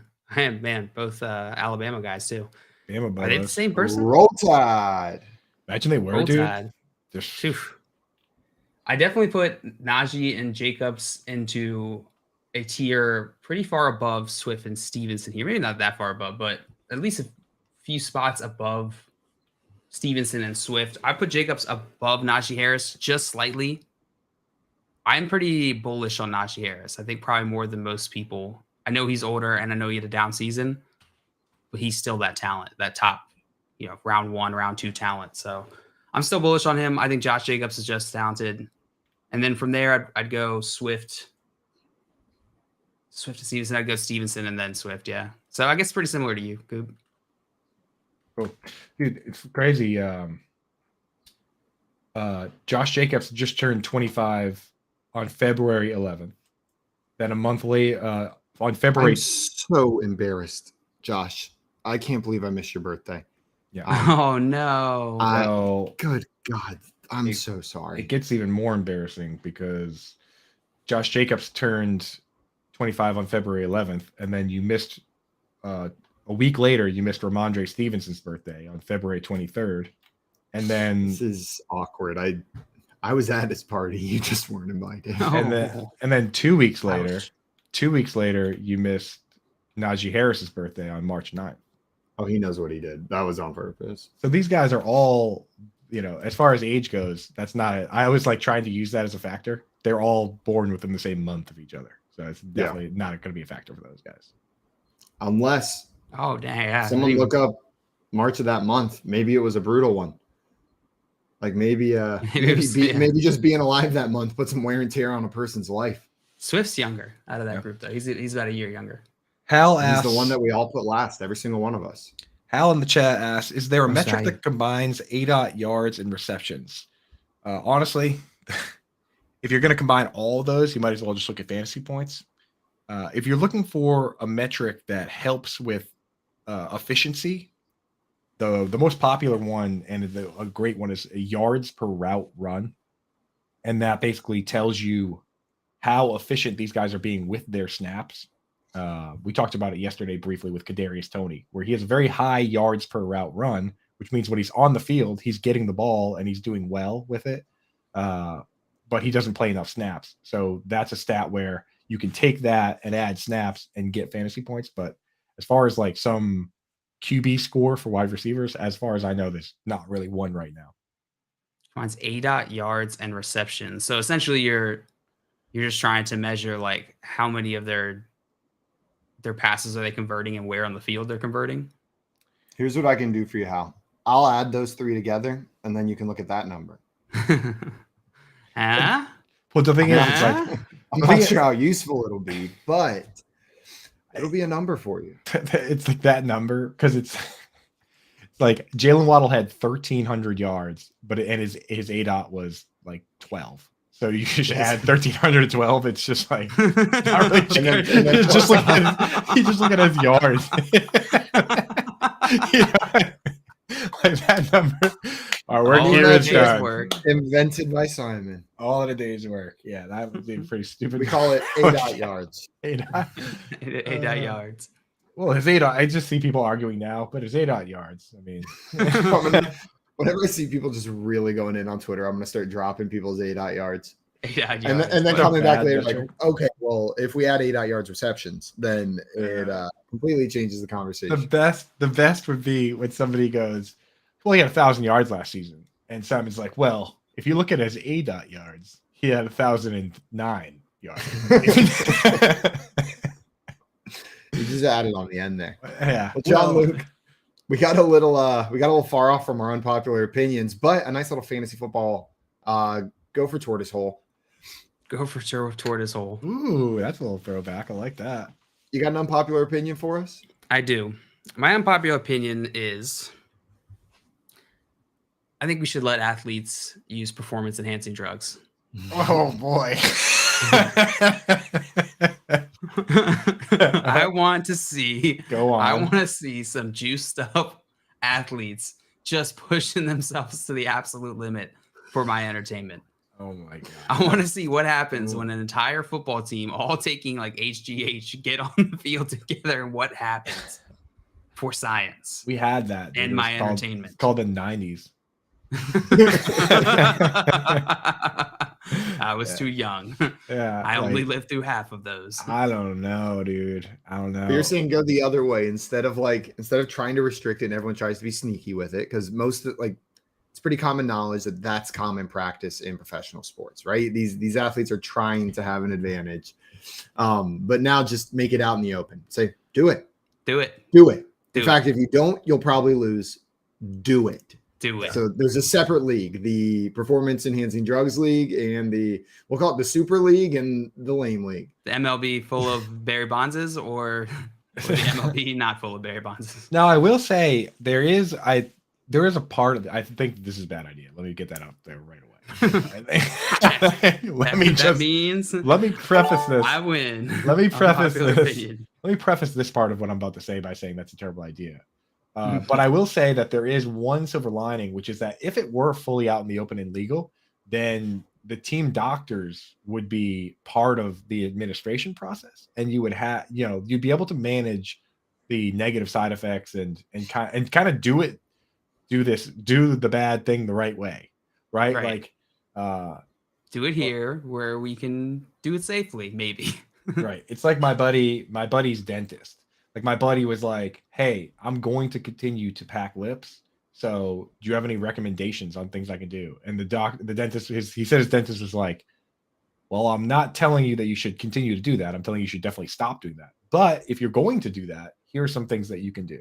And his dentist now has like accepted that he's going to, use chewing tobacco, and actually helps guide him on his chewing tobacco journey. So I think So brave of him. Right. But I mean, hey, you know what? It's like, at a certain point, we have to look at it and say, hey, if you're gonna do it, let me help you do it so that you're not like destroying your kidneys or whatever, So that would be one silver lining of this horrible idea. Do you want this across all sports? Yes. Yo, golf is the one I am most excited for. Wow. We are getting like 2-stroke par fives from Bryson DeChambeau in about 6 months. Like Mofo's going to be driving it 600 yards after he beefs up even further. Dude, hockey fights would be ridiculous. They would be amazing. Dude, imagine being a hockey goalie when it's just like everyone's Ovechkin just ripping clap bombs at you. That would suck, dude. Or a soccer goalie, just these meatballs ripping penalty Straight shots to the chest. Penalty shots from 10 feet away. They're just kicking him straight. They're kicking him straight. It's no longer how can I maneuver around you? It's I'm going through you. Yeah. And the goalie knows they're going to go straight. So he just like gets in like a wide stance and just like trying so hard to like absorb it. This is like every anime ever. Right? Exactly. You have He's to have standing in like, front of the train that's coming his way, just trying to hold it back. you have to have like 10. The You have, ball's like, spinning. you have to have like 10 backup goalies because it's like, every three They're all behind each other pushing. every 3 penalty shots, one comes off the field and he's like, it happened again. It's like a friggin' rugby scrum, but it's just because to push the ball back the other direction. Yeah. Tim and you, Scott Sterling. Oh my God, he's done it again. One of the best videos.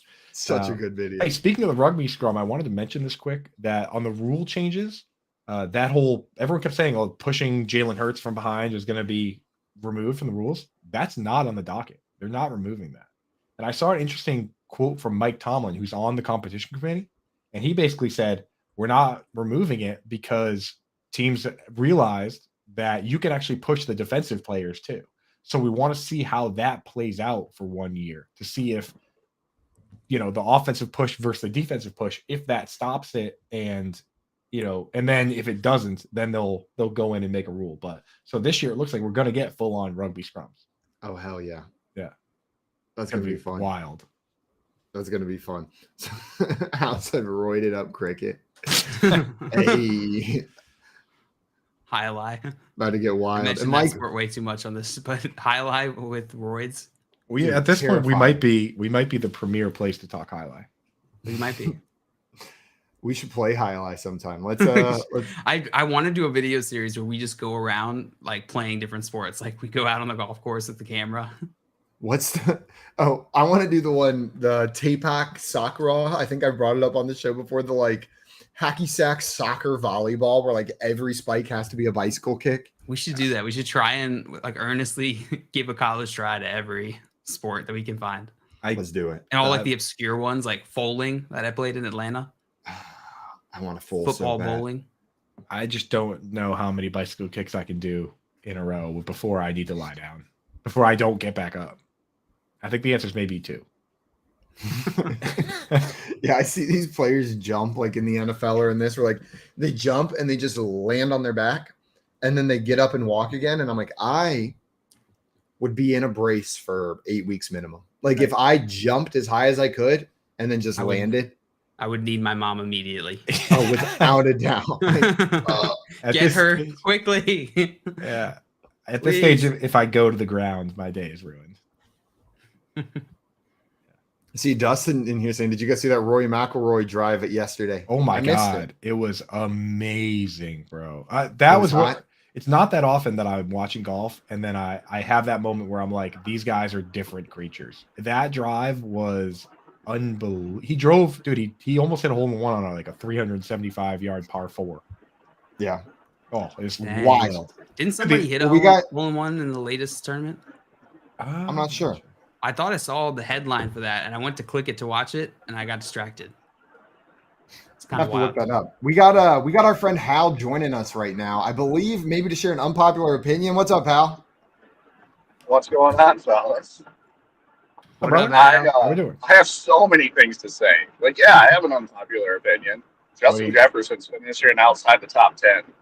Wow. That's pretty popular. That is a spicy one. How is that possible? Go. Give us some reasoning. Kirk Cousins is his quarterback. The division just got way, way better. They're not doing anything this year. And he's the only guy on the team that anybody's going to care about. Let Hawkinson run over the middle, just like they did with the Lions when they had no other threats. Hal, I'm going to stop you. You had me at Kirk Cousins. Right? I don't know, So- dude. I think without an injury, it's going to be tough. Like, I would never predict Justin Jefferson to not be top 10 in points per game, at least. So The Lions shut him down, and they got better. Yeah. Completely shut him down one day in the games.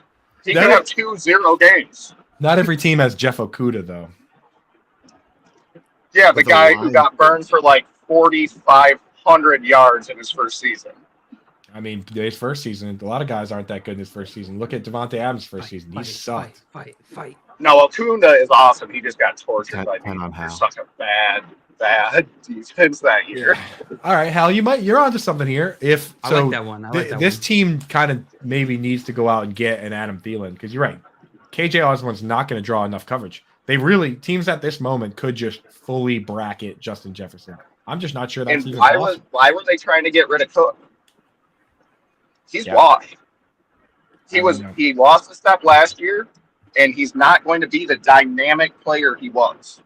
He's not washed. but he's not Dalvin Cook, who is making a difference, making the defense put that guy in the box.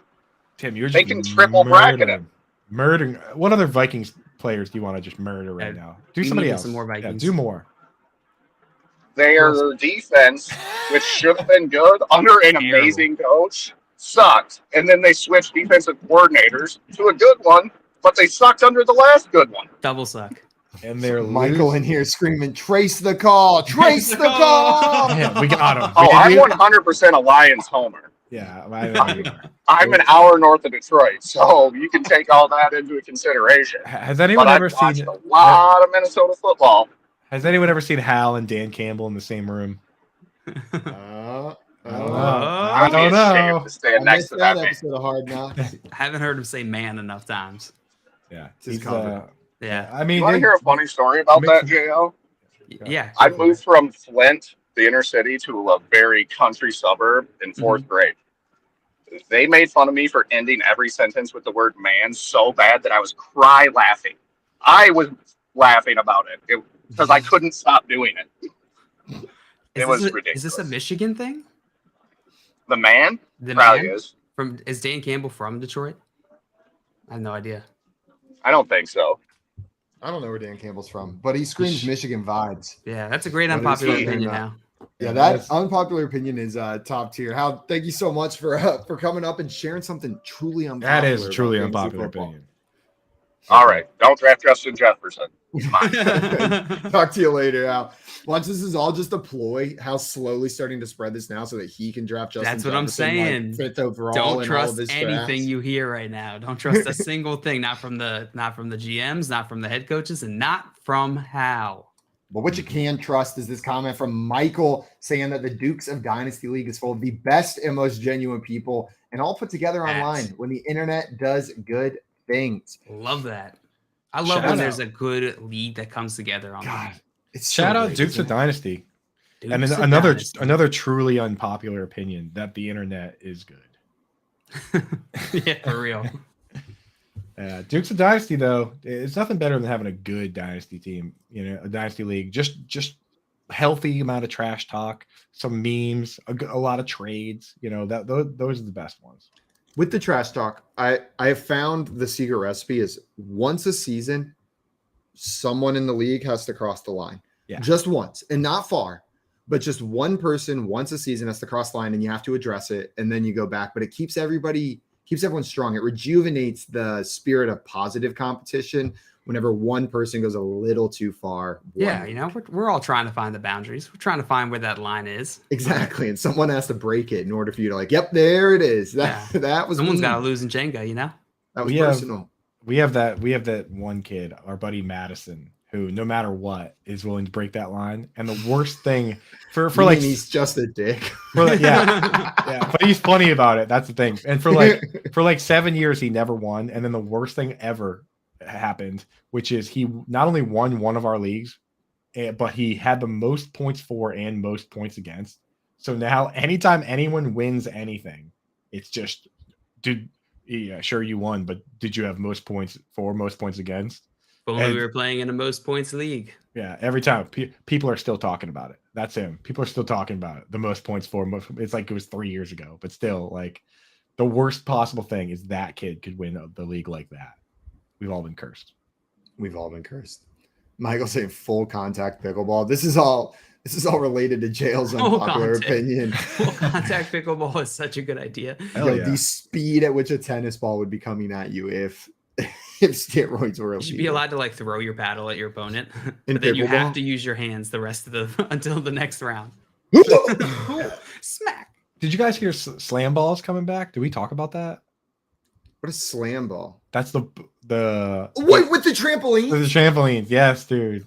The one where everyone won a slam ball court. Where everyone got hurt, and dude, I went back and watched some highlights. I forgot that was like full contact, where you could lower your shoulder and crush people. Ugh. Yeah, I feel like we talked about this last year at some point. Yeah, I have a vague memory of it. Wasn't it a bunch of people messed up their knees, a bunch of professional athletes? Oh yeah, it's one game or something. Just so violent, dude. But I'm ready. Ball is sick, dude. Go on there, watch some Memphis Robinson slam ball highlights. How you know it's sick is if you just type in slam ball in Google Images, every picture is like a man 40 feet in the air with his arm fully cocked back like this. You know what I mean? There isn't a single highlight without a ball in a hand with a man minimum 15 feet in the air. And they're like, just the average action in this game is a highlight. What this is interesting. It's created by this guy, Mason Gordon, who's working at the time for a production company. He'd written episodes for Keenan and Kel. What? Awesome. Who loves orange soda? Kel loves orange soda. Who loves diet orange soda? Nobody. Kel, but when he's depressed. Yeah. When he's on a diet. Kel, but suffering from seasonal depression. All right, Jail, go on. Or is that it? That's it. Slam ball was invented by... the guy. Oh, no. I was reading the rest of his story. It's pretty interesting. So he, inspired by video games, Gordon sketched an idea on a napkin for a sport that combines several existing ones. He approached his boss, movie and television producer Mike Tolan, who liked the idea and thought Gordon was onto something. And so he helped finance the construction of a prototype court in which Gordon then tried to go and convince street basketball players to test his new idea. Yeah. He wanted to find skilled and strong players who could compete comfortably while launching off trampolines and crashing into each other midair. Oh my God.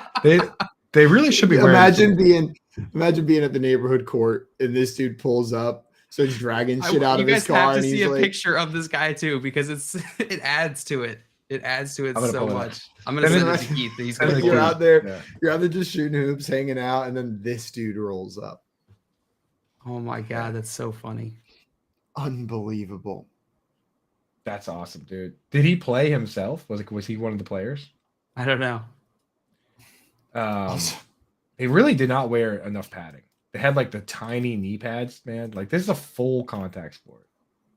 Yeah, full contact, fully airborne sport. Like you're hitting the ground hard. Yeah. Also, Easy Abs in here saying Spike TV really belongs on TV now. Ahead of its time. Ahead of its time, for real.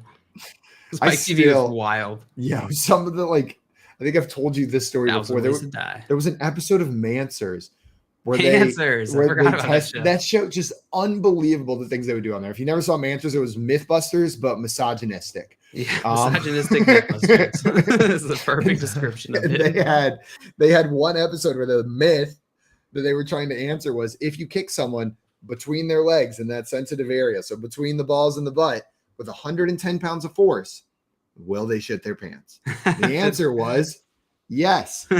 So unfortunately, my wrestling team saw that episode. Oh no. So for an entire year, everybody's just running around trying to kick each other in the gooch as hard as they can to see if we can get someone to shit their pants on the wrestling mat. Oh my God. No, and what happened was just a lot of kicks to the balls, because turns out it's really hard to aim down there on a moving target. How did they test it on the show? I don't remember.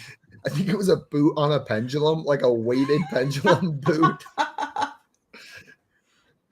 What an important show. We need truly Easy Eggs hit the nail on the head ahead of its time. Yeah. Ahead of its time. Really smart stuff from Spike TV. Someone has to do the science. Unpopular opinion, Mansers ahead of its time. Ahead of its time. Very unpopular opinion. Well, guys, coming up, we are going to play some poll perception, and then we've got a round of Here's the Pitch where we share some of our ideas with you. And then we're going to play a game called Feeling Lucky Punk. Right now, you're watching the Front Yard Fantasy Morning Show here on Bettor Sports Network. Talk about your picks and your fantasy teams on Bettor Sports Network. The importance of checking out the site that you're playing on. Default rankings of these sites. A lot of times they don't get updated. I know from experience. I used to write default rankings for the NFBKC, the basketball version of the NFBC. I'd write these default rankings in June for the NBA, before the NBA draft, before free agency opened up. And guess what? I was never asked to write an update article or update the default rankings. This happens a lot. Maybe if there's something obvious, it gets updated. Aaron Judge, for some reason, hurts his back. Maybe they make that change. Just maybe. But you don't know that. And that's why it's just so important that you show up to your draft room or you do that pre-draft prep. We're all busy. We know we're about to devote a lot of time to our fantasy baseball drafts. Why not spend the extra 20 to 25 minutes to invest properly in your team, to go and see which of those players are way down default rankings? They're going to be different on all of these sites, and you're going to be looking at them and going, maybe their analysts think a certain player who shouldn't be in the top 100, who should be maybe even not even the top 200, will be in that top 100. You got to check that out. You got to know where you're playing, just like you got to know your format when you sign up for the league. It's just so crucial, and people just skip right over it. You think it's cool to show up to the draft room 3 minutes before the draft. Well, number one, it's not cool, because the commissioner's trying to make sure it is organized, especially me, who runs auctions. You can't, it's one thing if someone doesn't show up for the snake draft, oh well, doesn't ruin it for everyone. Auctions, you can't have someone not show up. Auto bidding, auto auctioning, it ruins the sanctity of those drafts here, which is why I always recommend, hey, make it easy on your commissioner. Don't make them send those texts there. It's annoying. You shouldn't have to do that. Don't wait till the last minute, and get in there about 20, 25 minutes before, so you can just look up and down the entire default rankings list, so you can make a queue out of that, Ron. And the reason I keep saying this is because people still show up 2-3 minutes before the draft, and that's it. In fact, in one of my auctions, people were asking me where certain players were, and I go, did you search their name? No, I just got in. Well, that's no excuse right there. That's your own fault. I mean, when you're organized, so when you're a hard person to ask here. You're getting those questions. This is your preschool league, right? People don't know how to search player names. People freak out. They don't think. That's the problem. Because they show up 2 minutes before the draft. That's why. The Playbook with Fensty and Ronis, presented by FantasyAlarm.com. Weekdays at 5 Eastern on Bettor Sports Network.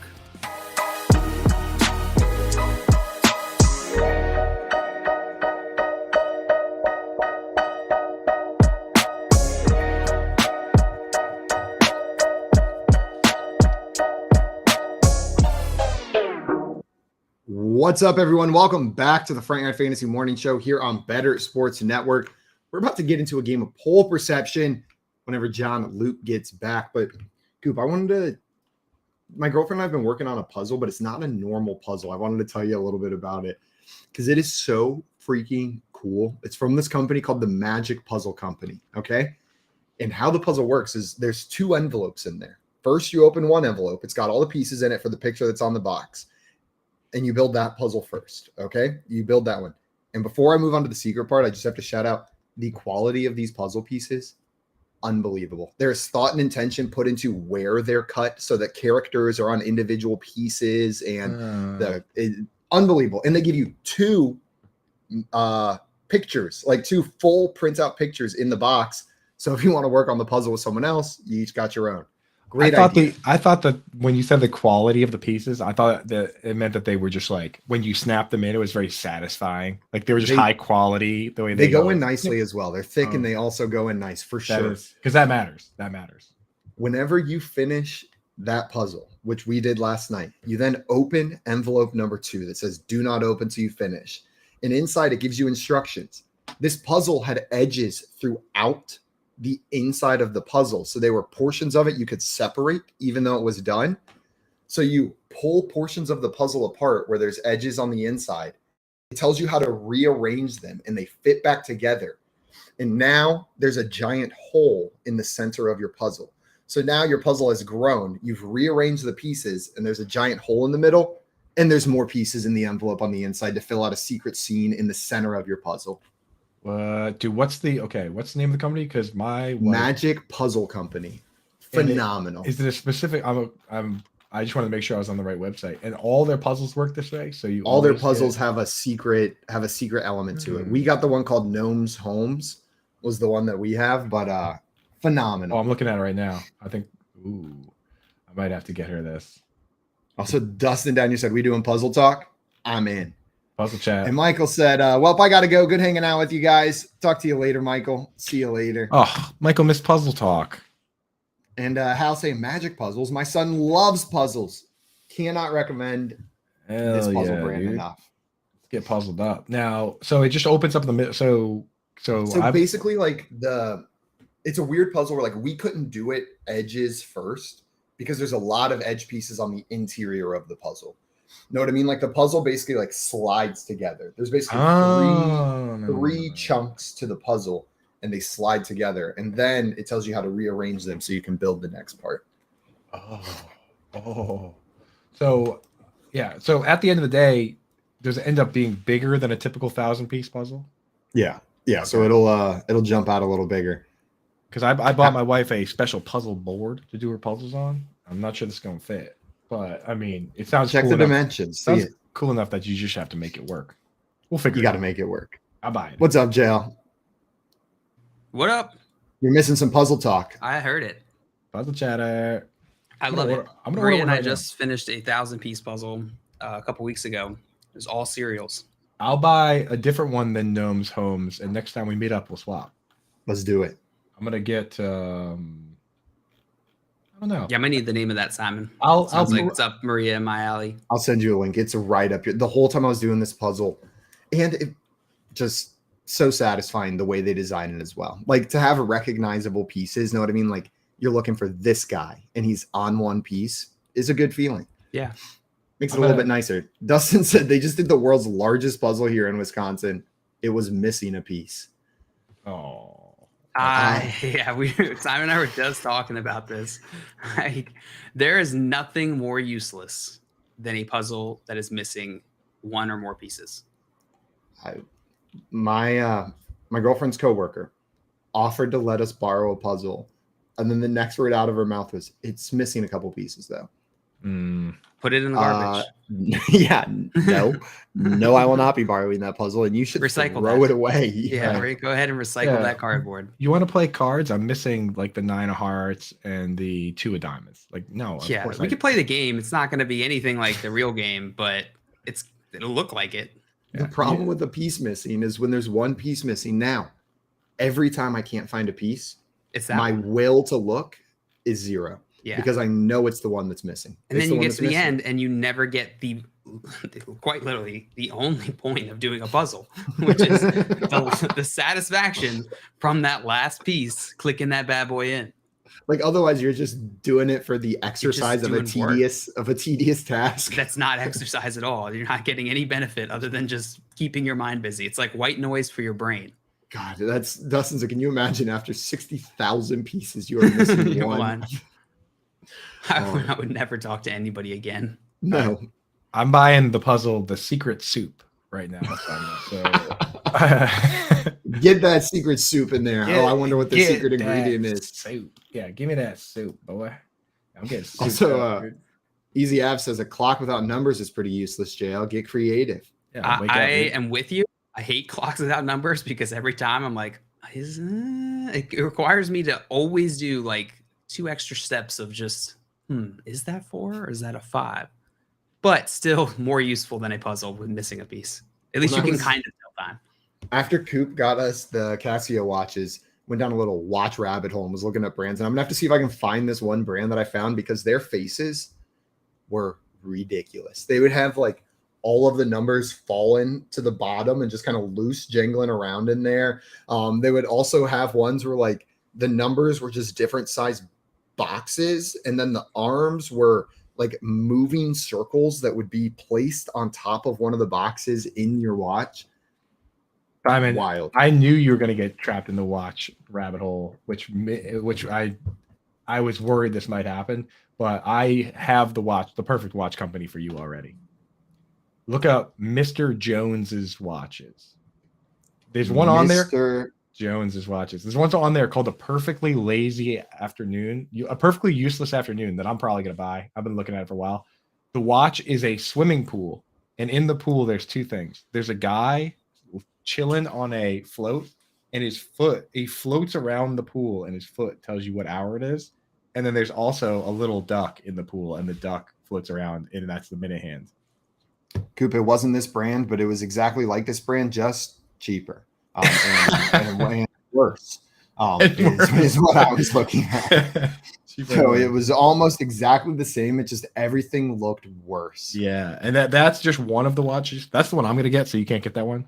But there's a bunch of other ones on there that are like there's an alien one, and there's like all these other ones. So you get a different one than the one I get.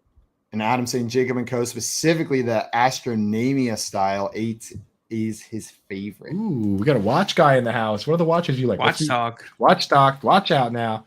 Let's all synchronize our watches. I'm actually not wearing my other one. Do you have a? Do you have your Apple Watch today, JL? No, my Apple Watch is dead somewhere. All right, well, Not currently wearing. I'm a watch. naked. I left my Casio in the kitchen. I saw you wearing the Casio. Casio in the kitchen, my darling. I got a T-shirt. Casio That was my bathtub song. No. What? Casio in the kitchen? Casio in the kitchen. Yeah. Yeah, I saw Simon. I saw you wearing your Casio on when Herms was on the other day at the 3 p.m. show, and I was like, the nice. only problem with it is I have to remember to put it in a different room before I go to bed because I can't figure out how to get all those freaking alarms off, and they never go off during the day. Every alarm I set is like midnight, 2 a.m., 3 a.m., and so if it's in my room, the alarms just go off. It says Monday, 3:42 p.m. I just looked up the watch. You gotta set that, dude. Come on, you didn't even. It is set. That's not even close. And those things. Tell me it's not Monday. If you set that watch one time, you'll never have to set it again. So I gave you a gift and you didn't. Then it'll start beeping at me. I gave you a gift. You didn't even play with it. Unbelievable. Play with it a little. I click. Adam, I just looked up that watch that Adam put in the chat, and it cost $500,000. Dang. Yeah, I like that one too, Adam. JL, wow, doesn't appreciate a gift. Or doesn't appreciate time having to be the time that the time place says it does. That's true. I'm a nonconformist. Yeah, so it's more like performance theater. Time is just a construct. You ask Jail what time it is, and he always just looks at one of his unset devices and reads it to you. Yeah, 3:46. You would be. Hold on. You'd be the most annoying hipster ever if that's what you did. You just had if that was the hill you died on, like you time just, is a construct, so I refuse to abide by it. That was the exact answer I was gonna give. What time is it? Time is just a construct to keep us down, man. Come on, man. You know time's just a construct. 3:42. But 3:42. Yeah. Go. Oh, So no, it's 7. Go ahead and set that watch and put it on. Thank you. Dustin said, "I want to assume Cup." Ooh. Huh. Let's try Me one more too. time. Here we go. I want to assume Coop put those alarms just on it to mess with Simon. So the funny thing is that I'm fairly confident that if you just press that button twice, it sets the alarm at midnight automatically because my watch started going off at midnight the other day. And I did not know, I did not know why. And I was Truly like, innovative thinking with that one. Yeah, like I was just like fiddling around with it during the day, during the show, and then the middle of the night it woke me up. Like, okay, now I get how that works. We got Hal in here saying Mr. Jones' watch is where my divorce started. Is that got it right there? And then Tommy also saying, I got this really big watch that also makes phone calls. I'm watching you guys on it right now. Yeah. Clever. Your phone, because watches are dated and no one needs them anymore. You really don't, but at the same time, pretty cool. Pretty cool.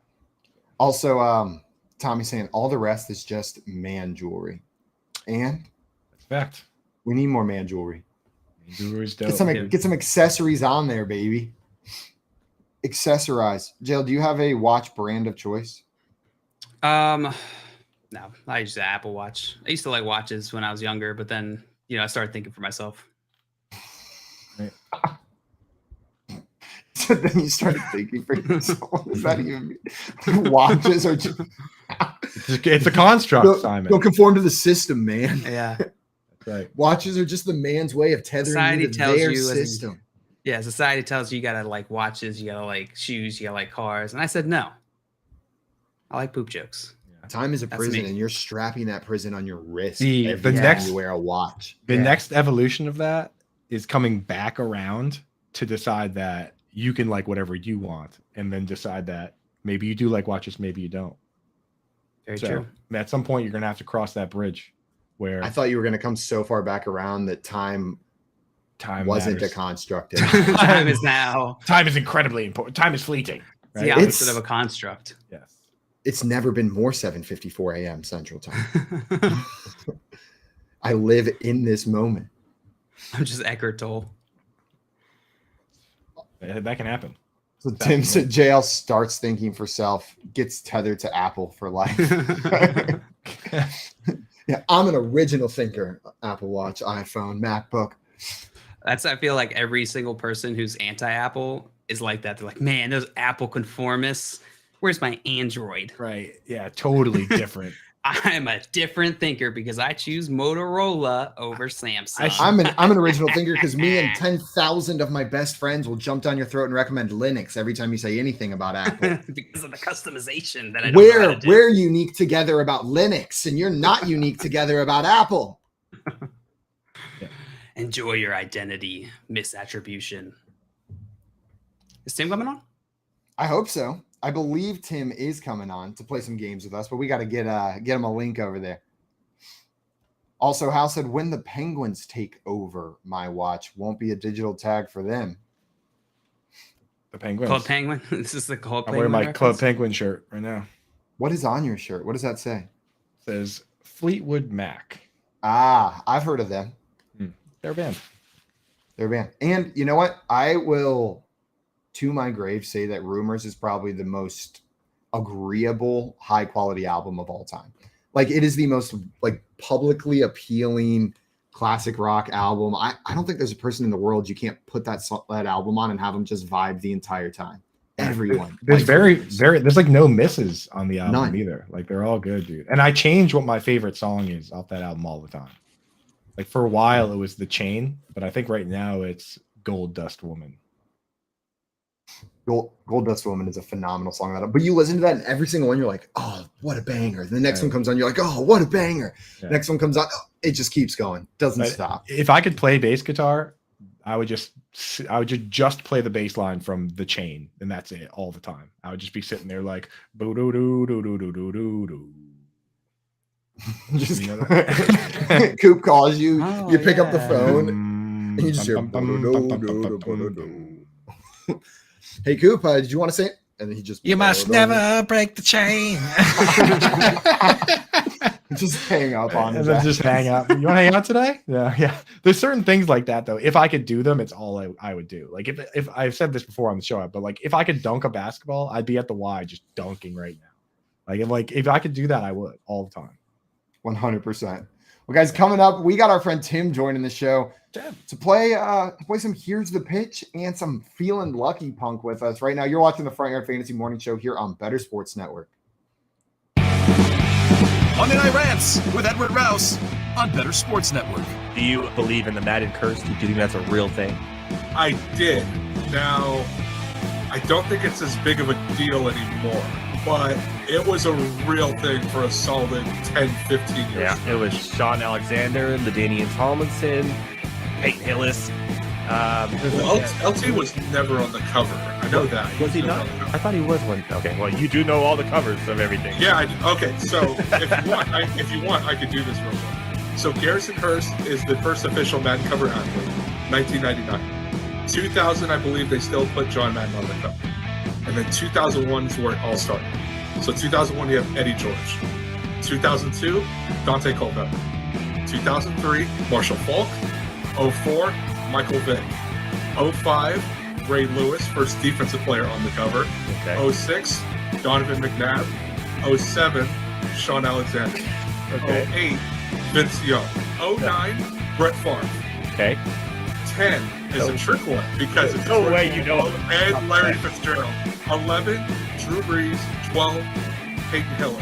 13, Calvin Johnson, I believe so. You're right. 14. No way you know it. 14, also a trick question. I believe that's the Madden 25 cover, and it's Barry Sanders. Unless you got it for the new consoles, in which case Adrian Peterson oh my God. was on the cover. You're not cheating. You're not looking at... Swear on my life. Swear on my life. Okay. Keep on going. 15, you have Richard Sherman. Okay. 16, hold on. 16 is Odell Beckham. Okay. 16. 17, now this is the one I get mixed up because 17 and 18 are back-to-back Patriots. They are. 17, I think, is Gronk, and 18 is Brady. You are correct. 19 is Antonio Brown. Correct. 20, Patrick Mahomes. Oh my goodness. 21, Lamar Jackson. 22, Brady Mahomes. 23, John Madden. Yeah, dude, I'm a cover nerd when it comes to this stuff. We now know, but that was really impressive. I don't know how. Thank you. That's literally 29 of them or something like that. Wow, that is. You did not miss a single one, and you even got the special editions where they had 2 people on the covers. Monday Night Rants on Bettor Sports Network.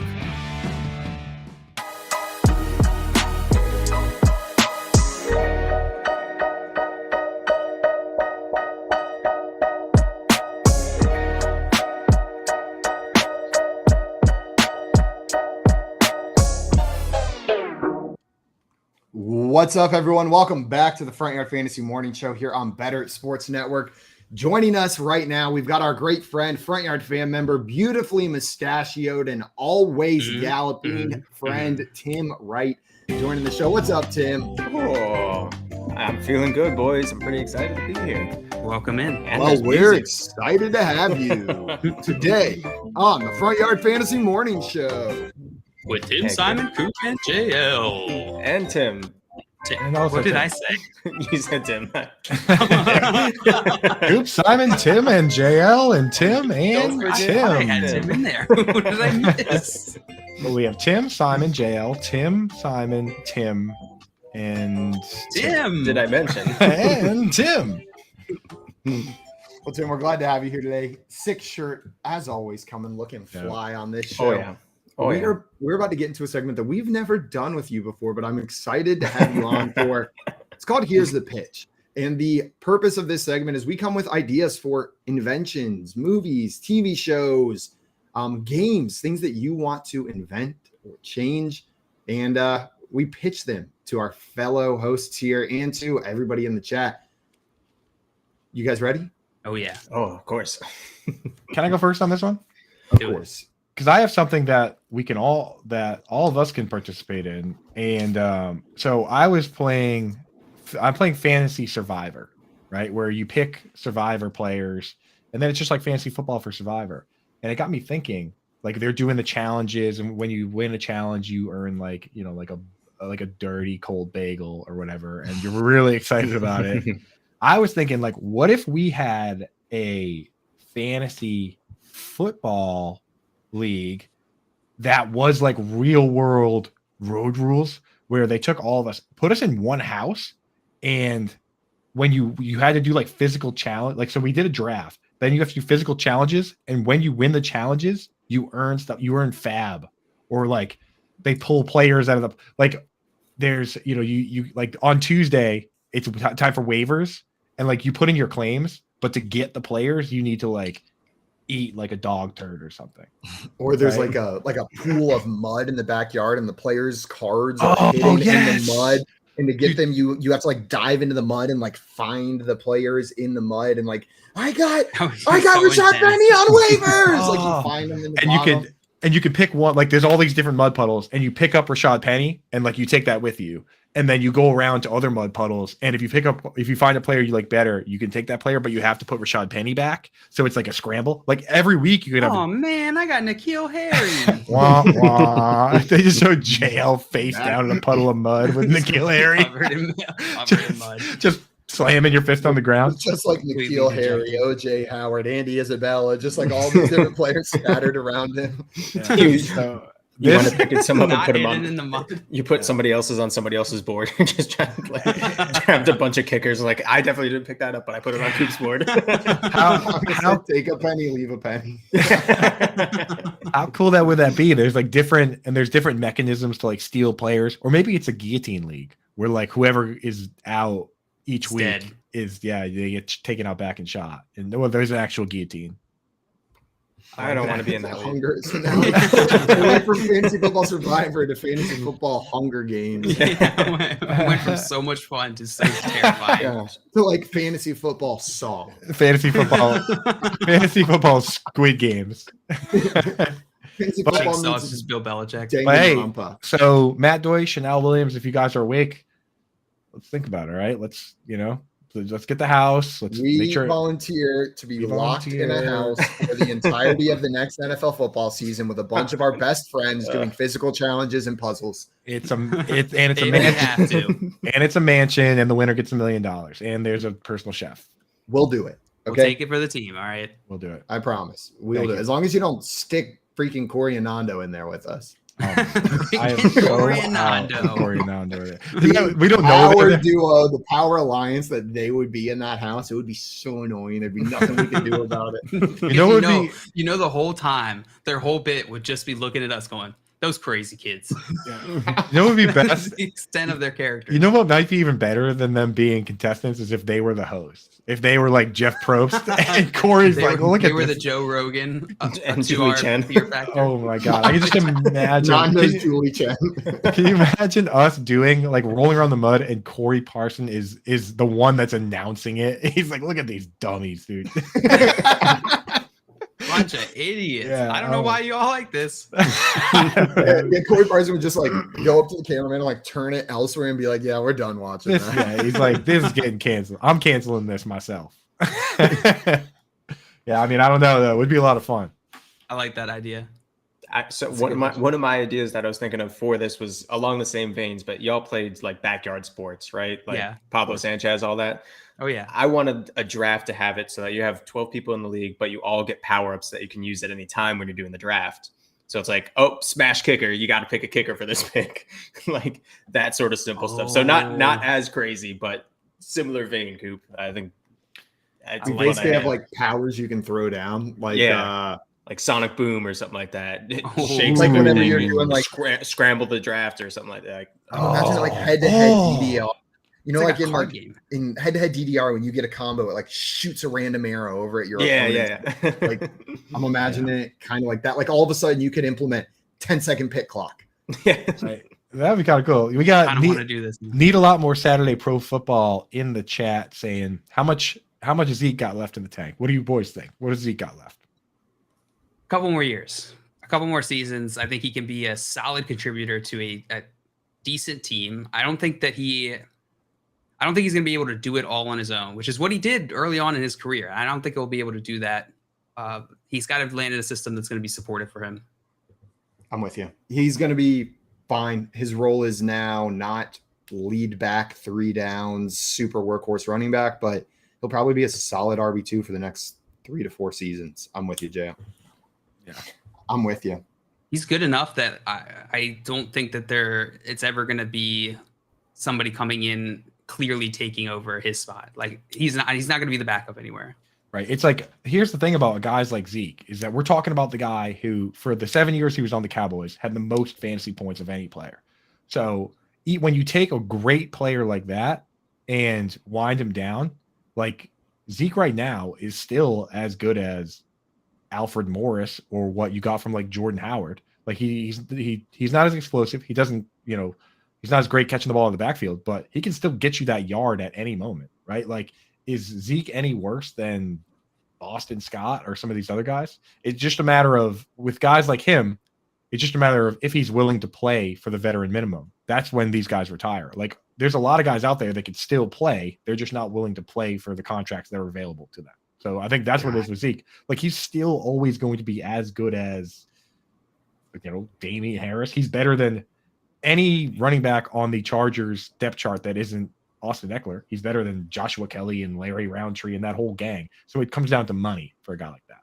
Sometimes I forget just how rich these guys are until you say things like these players retire because $750,000 a year isn't enough money for them. Know what I mean? Like I would rather, it's not worth my time. Know what I mean? Like sometimes I forget how much money that these guys make. I mean, Zeke's been in the league. I think I'd break your leg and my leg for $750,000, Tim. Sweet. I think I'd walk to Atlanta and then break both our legs for that amount of money.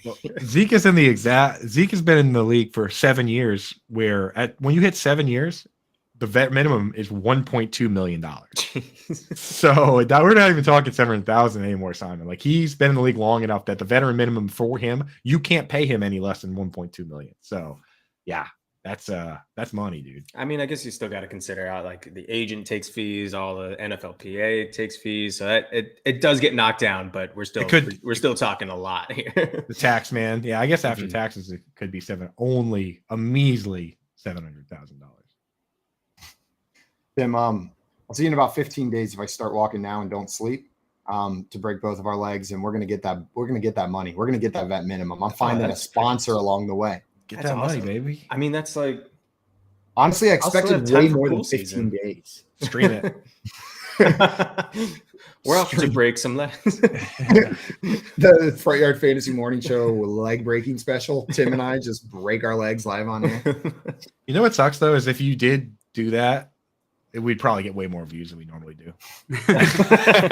You know, it would probably work. Break my legs live. Yeah, Tim's idea where like JL puts down like have to draft a kicker card. No, the 10-second pick clock. Break your femur. No. Oh no.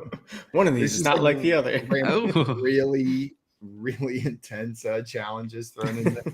That would be so cool though for like a best ball league at least. If you got to play the whole league out, it's kind of annoying, but I'd be willing to do a draft like that. That's doable. I think that's doable. We just steal from Magic. I like that one. I like that one, Tim. Coop and Tim with some innovations on fantasy football to start. Yeah, similar vein. Simon, you got one for us? I got one for you. Mine is not similar at all. So augmented reality is becoming more and more of a normal technology that's going to be part of our lives, right? Like we see augmented reality glasses where it's able to start putting things in front of you, information in front of your eyes. Yeah. And augmented reality is different from virtual reality, and like yes. It's augmented is like it imposes it in your reality. Virtual is like you're going into a exactly. Virtual. So augmented reality, you're staying in this space. What I want is for my entire front windshield to be an augmented reality video game that live takes in all of the pieces from the surroundings and turns them into things that I would have to behave according to the laws of the road in order to win. Like the children running across are like things that I have to avoid. Know what I mean? The traffic lights are barriers. So it just takes my surroundings, adds like villains and changes the way things look and makes it into a video game while I'm driving that encourages safety. That still sounds so dangerous. It sounds super dangerous still. It does. Because you know somebody's going to be like, I'm going to win. I'm going to try this strategy out. Hack your car. You're no longer dodging those kids. If you're not driving on the road, then you'll probably avoid those obstacles in the game pretty well. Tommy goes, very bad idea. Though I will say that there is a version of that we've kind of talked about, which would be if you were able to attach that to like a Peloton or something where you're not actually, there's no risk of actually murdering a kid with your just actual like normal vehicle. augmented reality. Yeah, just normal augmented reality. Not but I wanted to take in I want it to be like a live adjustment of my surroundings. Like the traffic lights are something, the stop sign is something, the other cars on the road are something. Maybe does it still apply, Simon? For you, is it as satisfying if you have the same concept, but it's through glasses while you're walking? That's cool.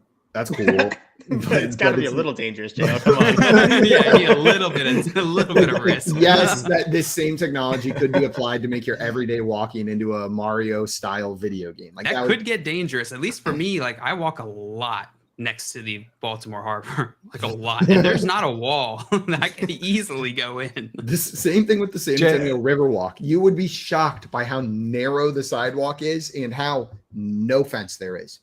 No fence. Yeah.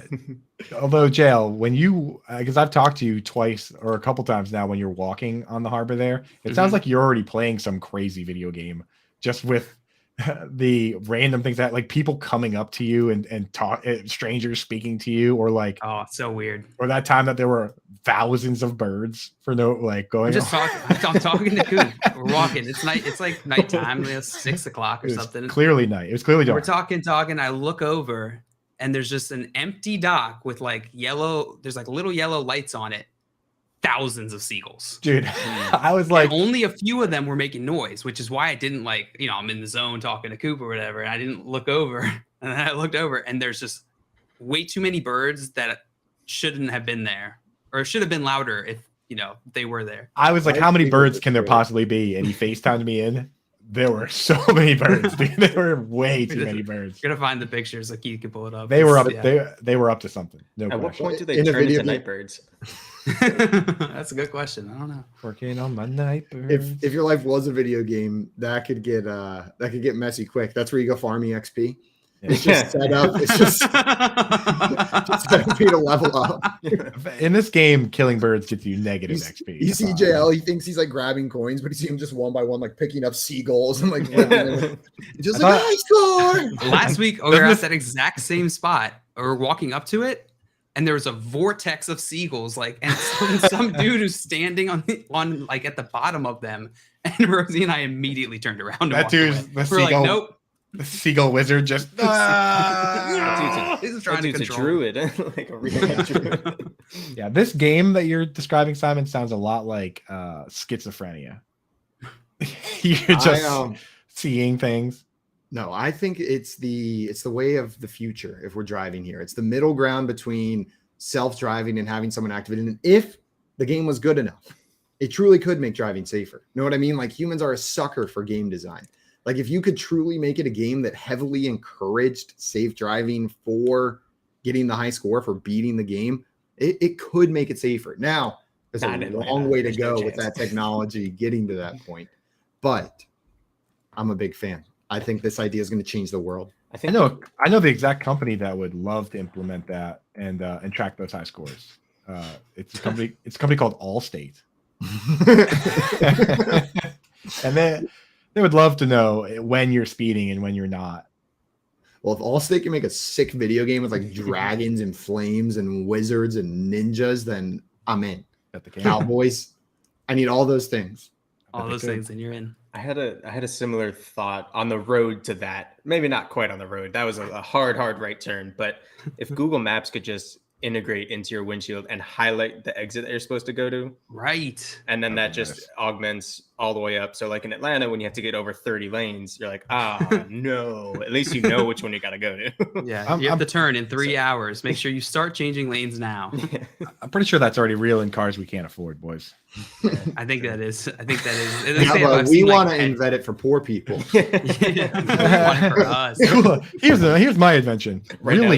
Really cool, expensive stuff. Right now, it's for just Leanne for poor people leaning up into the windshield and pointing. It's like, it's over here. It's over here. Leanne has an expo marker. Yeah. She just draws and then wipes it off each time. It does not come off easy. Okay. I just strap my friend to the roof. They do it from the top on the outside. Tim just lays on the roof, bungee corded to the top with expo markers, with the phone in one hand, trying to draw the directions in real time. He just draw a dragon just for funsies, and that's where you need a dragon. He draws that little S that everybody draws in middle school. Yeah. Why does everyone know that S? I don't know. Saturday Pro Football asks, have any of you ever beat Super Mario 3? I have not. Is that the one where you can turn into where you get like the tail and you can fly? The raccoon one? Yes, it is. Yeah. Okay. I know I've played that extensively, but I don't know if I've ever beat it. I have not. Tim, which one did we beat? The original Super Mario Bros?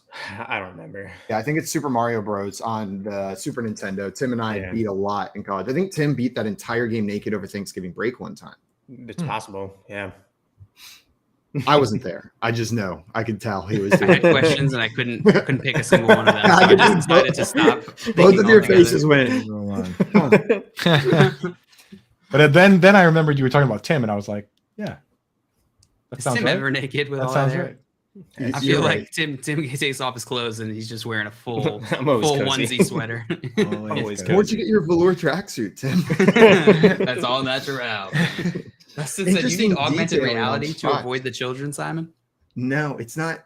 Yeah, sorry. Yeah, let me tell you. Yeah, unless you can make those children something I don't want to hit, like a dragon, then I aim for them. Then I'm hitting those children. Then I hit them every time. Unless it's negative points for murdering seagulls, he's just gonna murder. So. Yeah. Don't hate the player, hate the game. Yeah, I'm pretty sure of the game. I guess it really is. Like anytime I enter an open world RPG game, the first thing I do is, and I'm not listening to you. Like whatever you tell me to do, I'm supposed to go that way. I'm going the opposite direction, and I'm going to try to find whatever I can't do and break it. I'm supposed to commit crime and cause chaos. Cool. I'm going to follow the traffic laws. This is getting kind of close to China's like social credit thing, where like you Black Mirror episode, you jaywalk and you lose points. Yeah. Yeah, that is that Black Mirror episode. It's kind of crazy. You got one, JL? I do. My Here's the Pitch is in a similar vein to Simon's. We got like a 2-and-2 thing going on here. Oh. It is autonomous shopping carts. Okay, I'm listening. Why have to push your shopping cart? We have the technology. We have computer vision. We have AI. This is so fun, dude. I'm saying it can ride. You can ride it, and it can take you around. You don't have to push anything. In my shopping cart, just pulling things off the shelf. Oh, I missed it. Better come back around. You could just like have an app where you put your shopping list in, and you have like a code, like a 4-digit code that's unique to you. You get into the store, you type in your code, and the cart follows the optimal path for your shopping list. Why do you need to be in the store? Why not put in your list? It goes around to the aisle to the right spot, and then something inside the little shelf pops it off into your cart. Boom, brings it to the door for you, all checked out. Then how can I ride in the shopping cart if I'm not there? Out in the parking lot. Now you got a bunch of free time while you wait for your groceries to get collected. Boys, all the thrown out old carts are out there. Yeah, what are you going to do with them? I got a little something that's going to blow you boys' mind. It's called Instacart, and it just shows up at your house. Like you don't have to. No, that's a human. You got to interact. Got to talk to the human. They leave stuff out for you. Plus, you don't get to ride around in the cart. Yeah. They did not let me do that the one time I tried with my Instacart driver. Can I ride you? You give them the list. I was at HEB and I just ordered Instacart from that HEB. And then when I saw them, I tried to jump in. What if you order Instacart, but then you show up right while they're filling it, and you hop in the cart while the employee's filling it and just ride around? Yeah, that's what I was saying. It's okay. It's my order. Do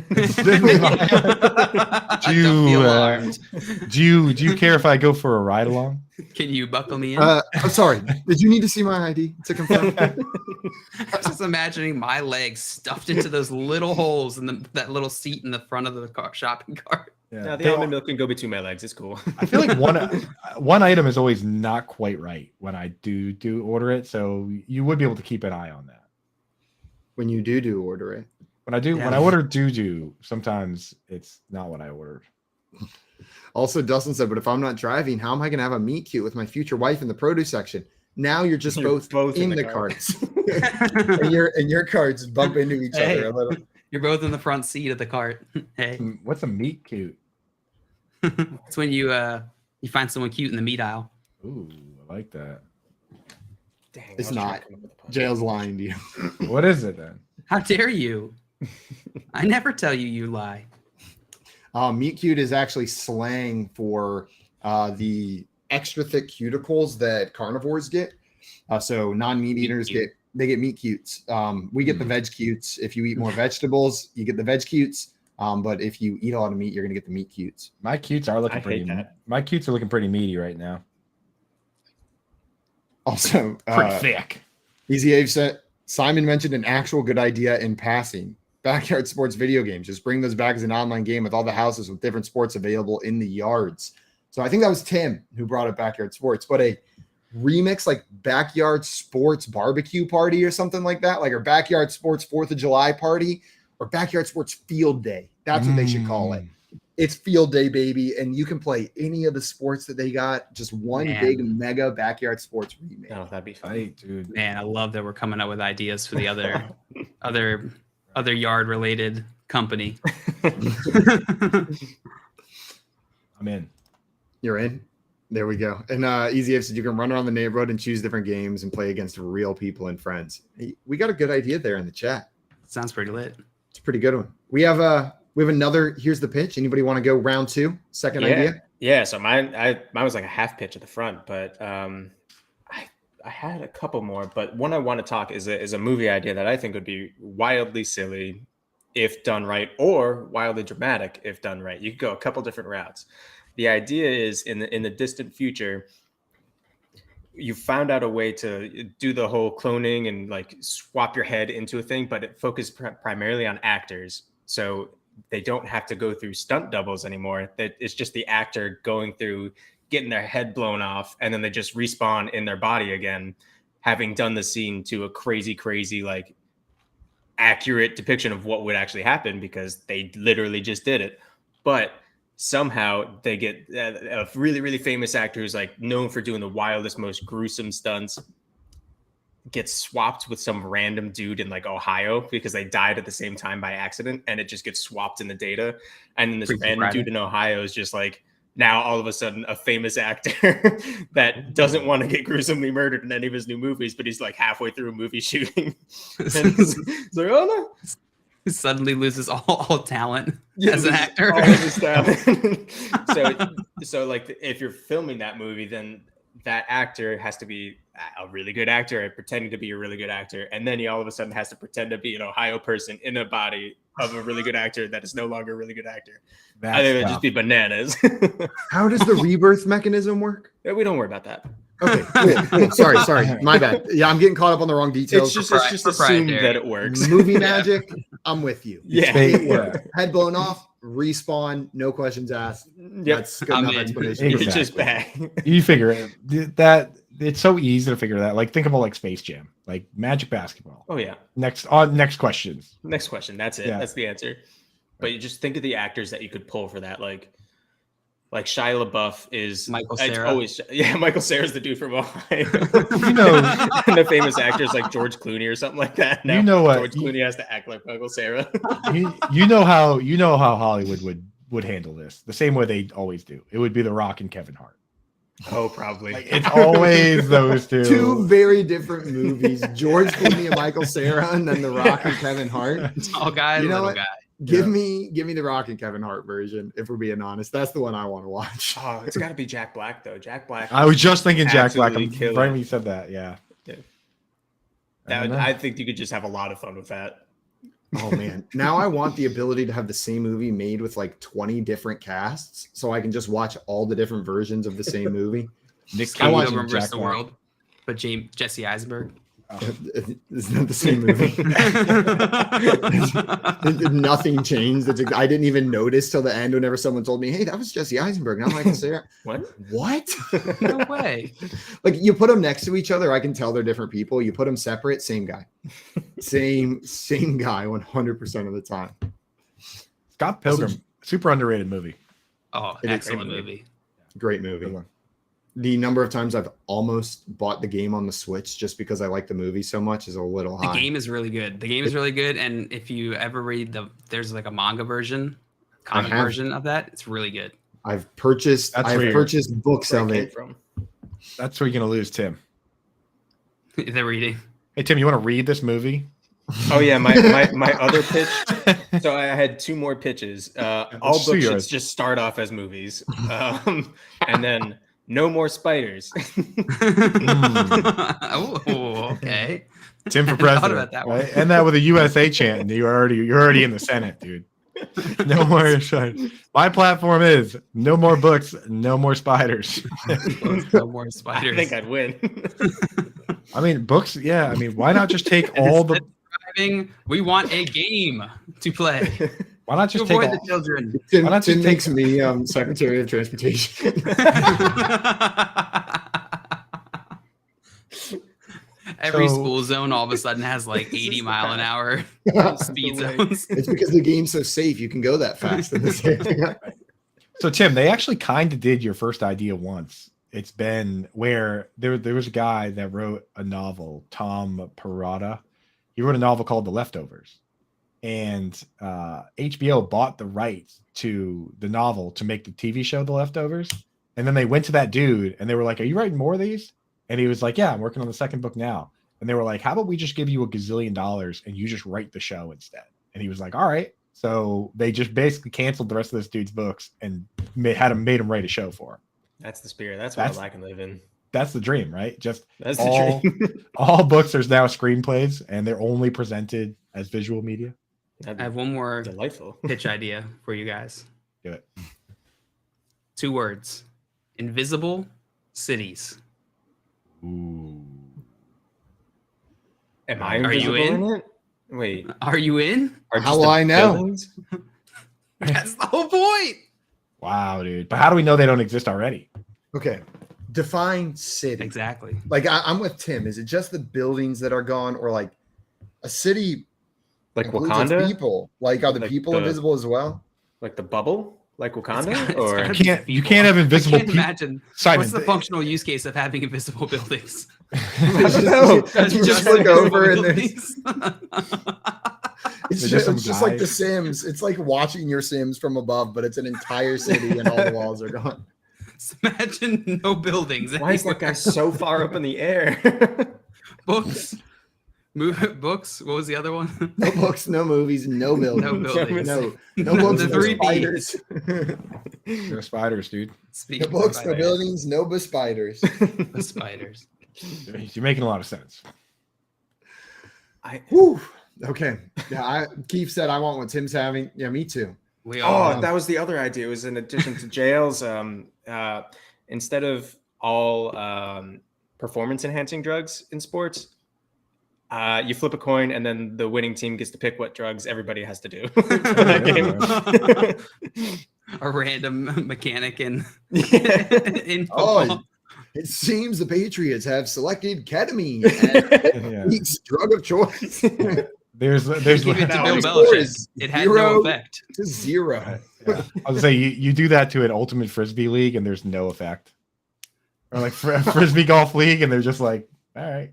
So I just imagine now the performance enhancing drugs in ultimate frisbee, like they go for like to throw it and the frisbee just keeps on going and going, going and going. Oh, I'll see you guys next week. Coming up, guys, we have one more game coming your way. We're going to play some Feeling Lucky Punk to close out the show. You're watching Front Yard Fantasy Morning Show here on Bettor Sports Network. Front Yard Fantasy with Simon, JL, and Coop. Sell me on doing away with the 2 conference system in the NFL. Is it really a sale whenever this is something that's commonly agreed upon? I'm selling you on water being wet. I'm selling you on something that is objectively true right here. We look at teams at the end of the season and we go, how the hell does one team have such an easy schedule while another team is just absolutely getting obliterated? And that's because of the 2 conference system, because the division system feeds into this conference system. It's a symptom of the greater problem. Like these divisional matchups, you're telling me it's fair that the Buccaneers are in the playoffs after playing the Panthers twice, the Falcons twice, and the Saints twice this year? That is unbelievable. There are multiple more deserving teams every single year that because of this system where we silo them into random groups, it determines the order. And yes, originally this was geography based, right? We had these divisions, they were geography. It's 2023, my dudes. Geography doesn't matter whenever it comes to the size of the United States. These teams can travel anywhere. They don't need to geographically locate them in divisions or conferences to make the games make more sense. If USC can be in the Big Ten, why the hell can't Miami play San Francisco every year? It can happen. They've got more money than these colleges and they're not taking classes. All it does is create an ecosystem where less talented teams can get rewarded for playing in weaker divisions and more talented teams are punished for continuing to improve. Damn, bro. Drop the mic. I like to picture some geography teacher out there just threw a pen on the ground. He was like, how dare you? He smacked the globe. He was like, what do you all mean? the hard work we've done. 2023 geography doesn't matter, right? Smacks his You know globe. how long it took for us to get respect? Globe goes spinning around, right? Geography doesn't matter. How dare I'm you? just imagining they ripped on the world map and underneath is algebra 2. Like they just go straight into being a math teacher. Lunch Money with Kyle and Ray. Weekdays at noon Eastern, presented by FantasyGuru.com. Paper straws. Oh, they're so bad, Ray. I mean, I'm almost tempted to say screw Mother Earth. Give me a real straw. The paper straw thing is a step too far in saving the planet for me. It's a great idea. The problem is it has to last. Like it can't go mushy halfway through my drink. That's the problem. That's the problem. They have a hard time standing up if you don't drink that. 100%. That's my issue, Ray. I'm all for taking care of the only planet we got. But Ray, some people like to drive a lot. I don't. I don't get on them for they have to drive 20 minutes to work every day. Can I just get a plastic straw? Like, I think, Ray, we should be able to pay for a card that says, I don't drive every day, so they said I could have this kind of environmental impact by getting a plastic straw. I am in favor, Ray, of government-issued plastic straws if I have the proof that I'm worthy of such. If you want it, you get it. It's kind of like the Clear Pass. You know, yeah, there you go. Okay. Like, Ray, I'd be willing to pay an extra $2 a year, and I get as many plastic straws as I want when I go out to the restaurant. And the $2 goes toward cleaning the oceans or something. Yeah. So, yeah, okay. That's not a terrible idea. Not terrible. Call, chat, enter contests in real time. It's Sports Talk 3.0 with Bettor Sports Network.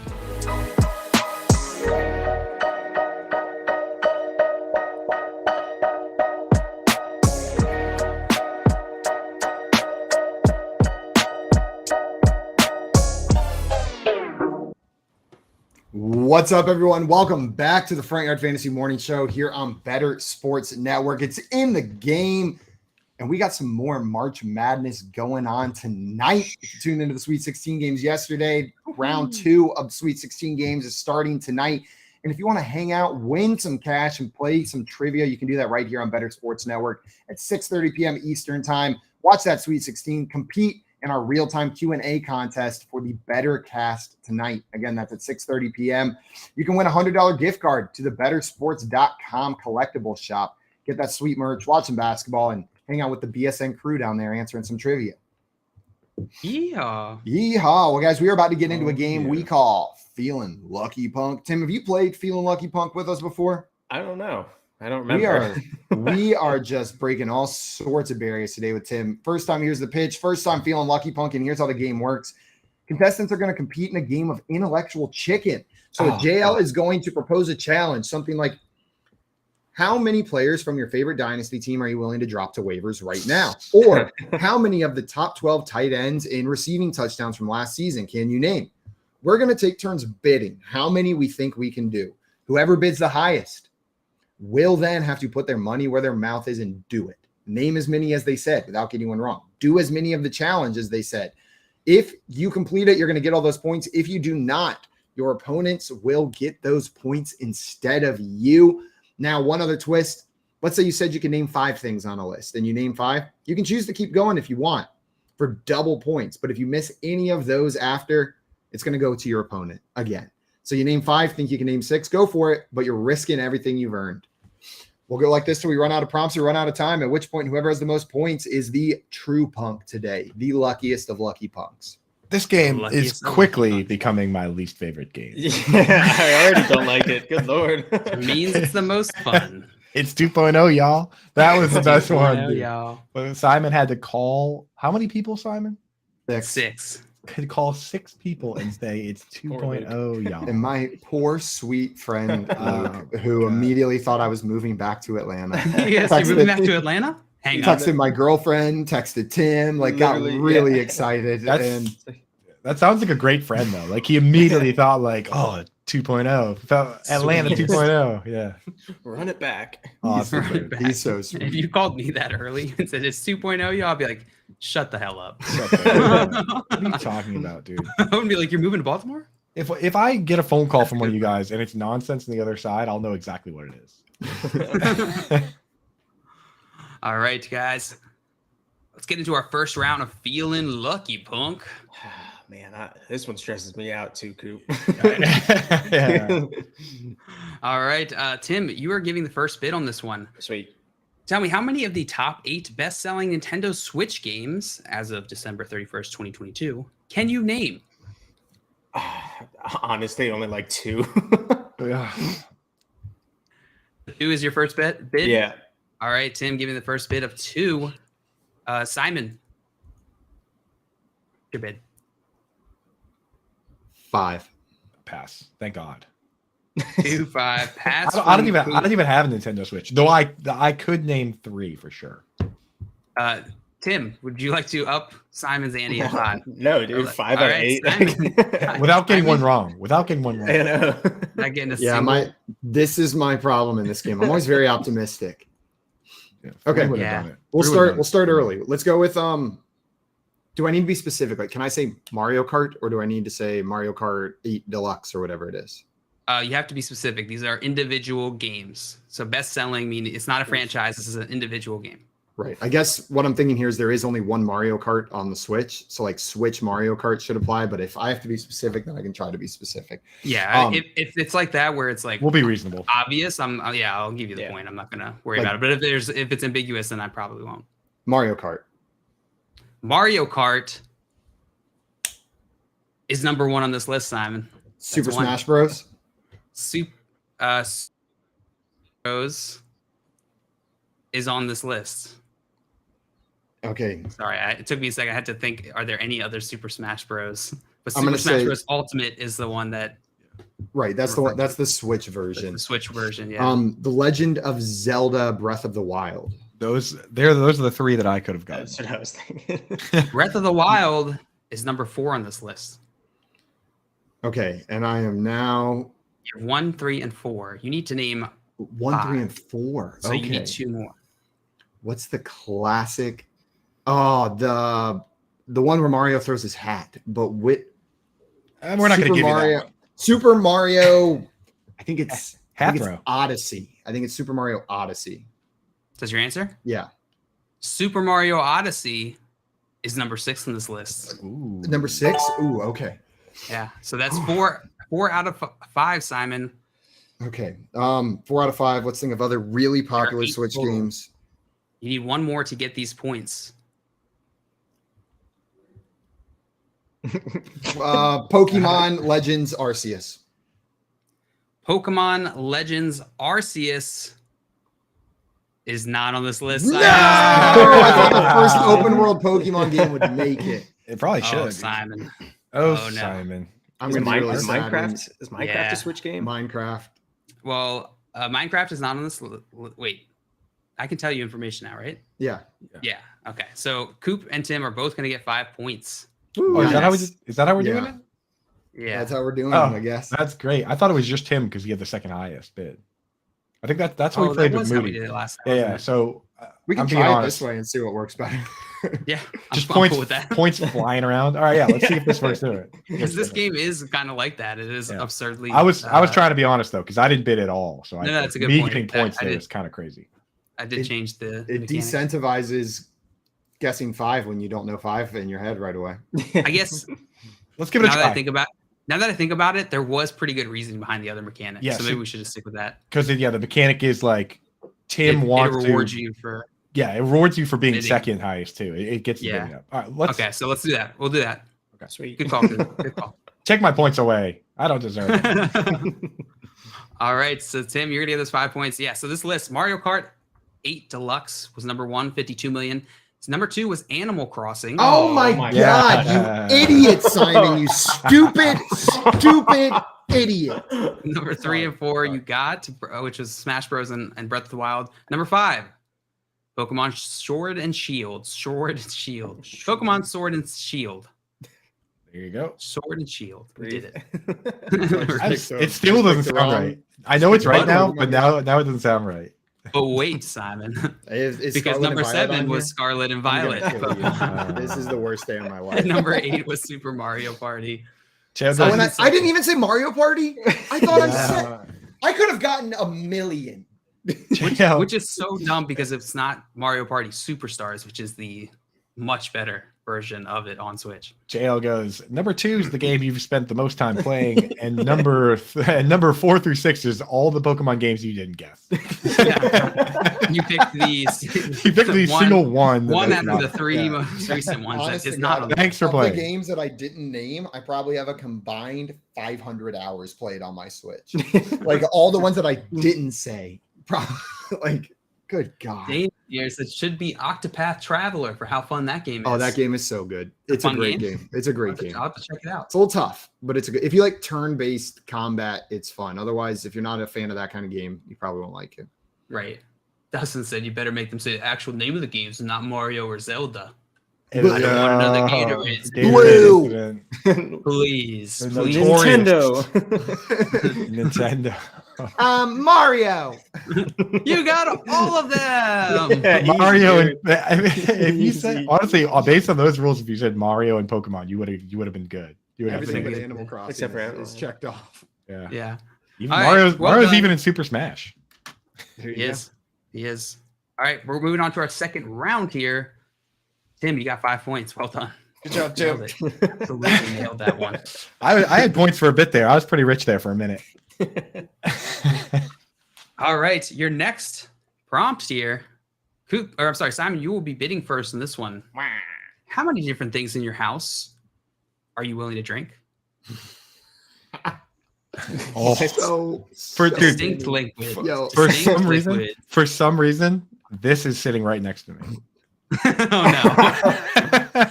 Oh my God! How many different things in my house am I willing to drink? Mm-hmm. I will. Yeah, I'll make the distinction here where it has to be distinct liquids, but I will accept a distinction amongst like a glass of fridge water versus a glass of toilet water.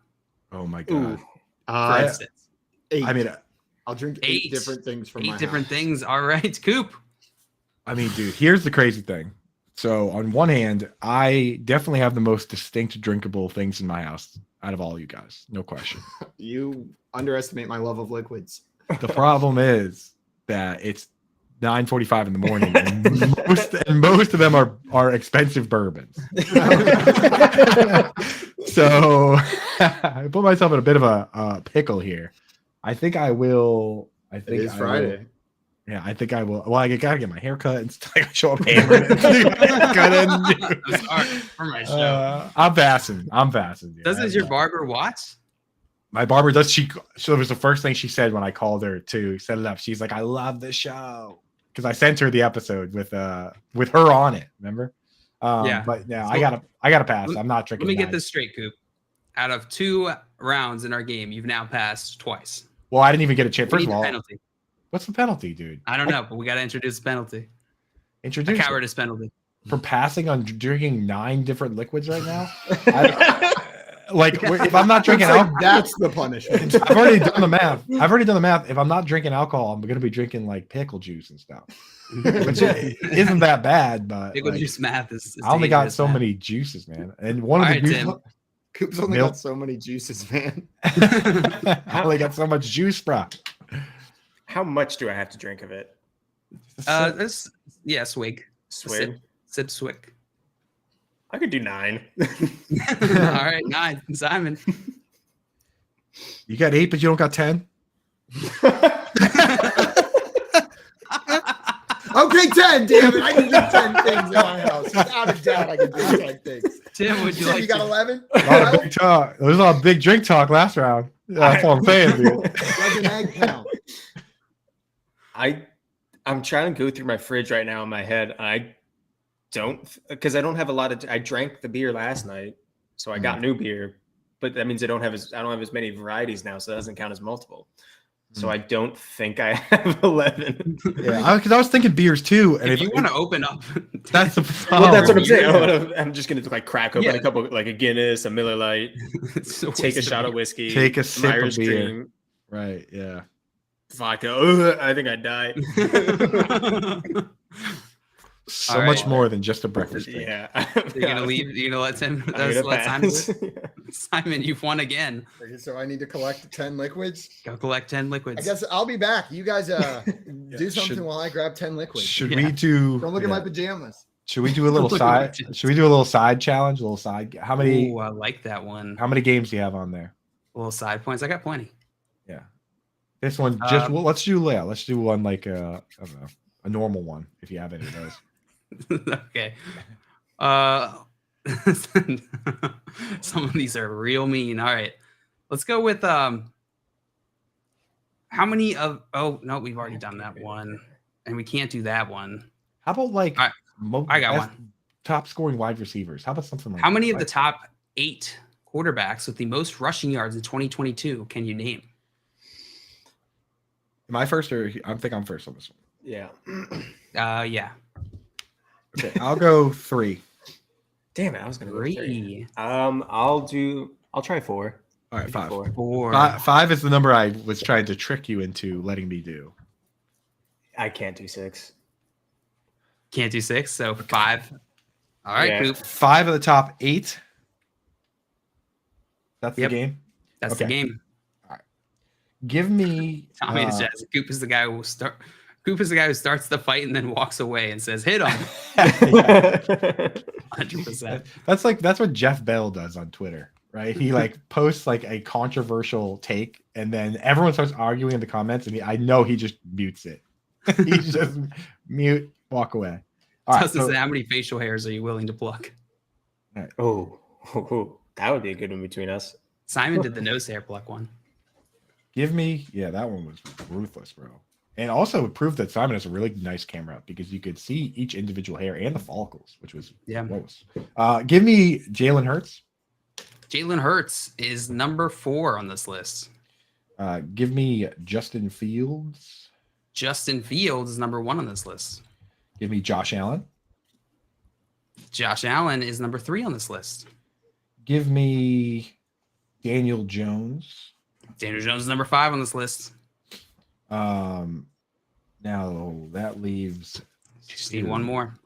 Who's number 2? Wait, what is Jalen Hurts, Justin Fields, Josh Allen, Daniel Jones. Are you ready, Simon? Oh, I'm so ready. All right. Hold Wrap on. it up. Let me get the last one here. Give me. Oh, dude. Kyler Murray got hurt. You can start drinking, Simon. I'll give you a course idea. While Coop thinks. We'll start simple. Body armor. Body armor. That's a pretty easy choice. Oh, look at that. Oh, that's like a pretty big sip for having yeah, yeah, for thirsty boy. Organic Italian soda. That's 2. Yeah, give me Lamar Jackson. Lamar Jackson's number 2. Okay. At age 5. And do I want to do another one? Lactose-free milk. Ooh, lactose and fat-free. Yeah, I think I'll just take those 5 points and call it. Or since it's a side challenge, maybe I'll just it's just for fun. Since it's just for fun, You can keep guessing. While Simon does that, what's that? Pineapple aloe vera juice that has been in the fridge for a very, very long time. No. You definitely want to mix in as many questionable choices along with the other. Tommy said we needed a GoPro on Simon. That is not good anymore. Oh. This is leftover lemonade from takeout about a month ago. A month ago? How are those the best options, dude? How are those the best options? It's not good. Now, just ruined all productivity today. Some vitamin water. This is number 6. What's that one? This is like drinking around the world of Coke right now. Right after soda, Savage, Nick says. We have Trader Joe's maple syrup. Oh, that's gonna be thick. Oh, that's gonna be thick. Yes. We have Master of Mixes raspberry syrup. Oh, That's said. How did Simon not choose water? You're not even. Please tell me there's water there. Please tell me there's water somewhere. The worst part is my water cup is empty. Number 9. Number 9, we've got lime juice. Oh, I hear it in his voice. That's not even. It's crazy. That's not even close to the worst one. That face. And number 10, Rumplemans. we got some Rumplemans Oh, right here. There we go. Number Good 10, morning. Number 11, Worcestershire sauce. Good morning. What is that? Is Rumplemans like 100 proof? 100 proof peppermint schnapps at 8:51 a.m. Simon, That's 10. you earned all 10 of those points. Well done. I'll guess Kyler Murray while we're finishing that one up. Kyler Murray's number 7. Is Coop's like, yeah, nothing. Enough of that. Back to my fucking guesses of Kyler Murray. That's what we're waiting passes for, on right? every other round. Asks for a special round. Yeah, just that's for him, just where he can football. Just play on his own. Just play by myself. Well, I mean, dude, that looks terrible. Not gonna lie. Tommy said this is a 5 shower day easy. Now you got to jump around. Over under. Now you got to mix Yeah, that. now You got to mix that all up. bounce. Yeah, bounce. Milkshake. Give that the milkshake. Is Joe Burrow on that list? No. Okay, good. Didn't get your points. Who are the other two? That was my hero.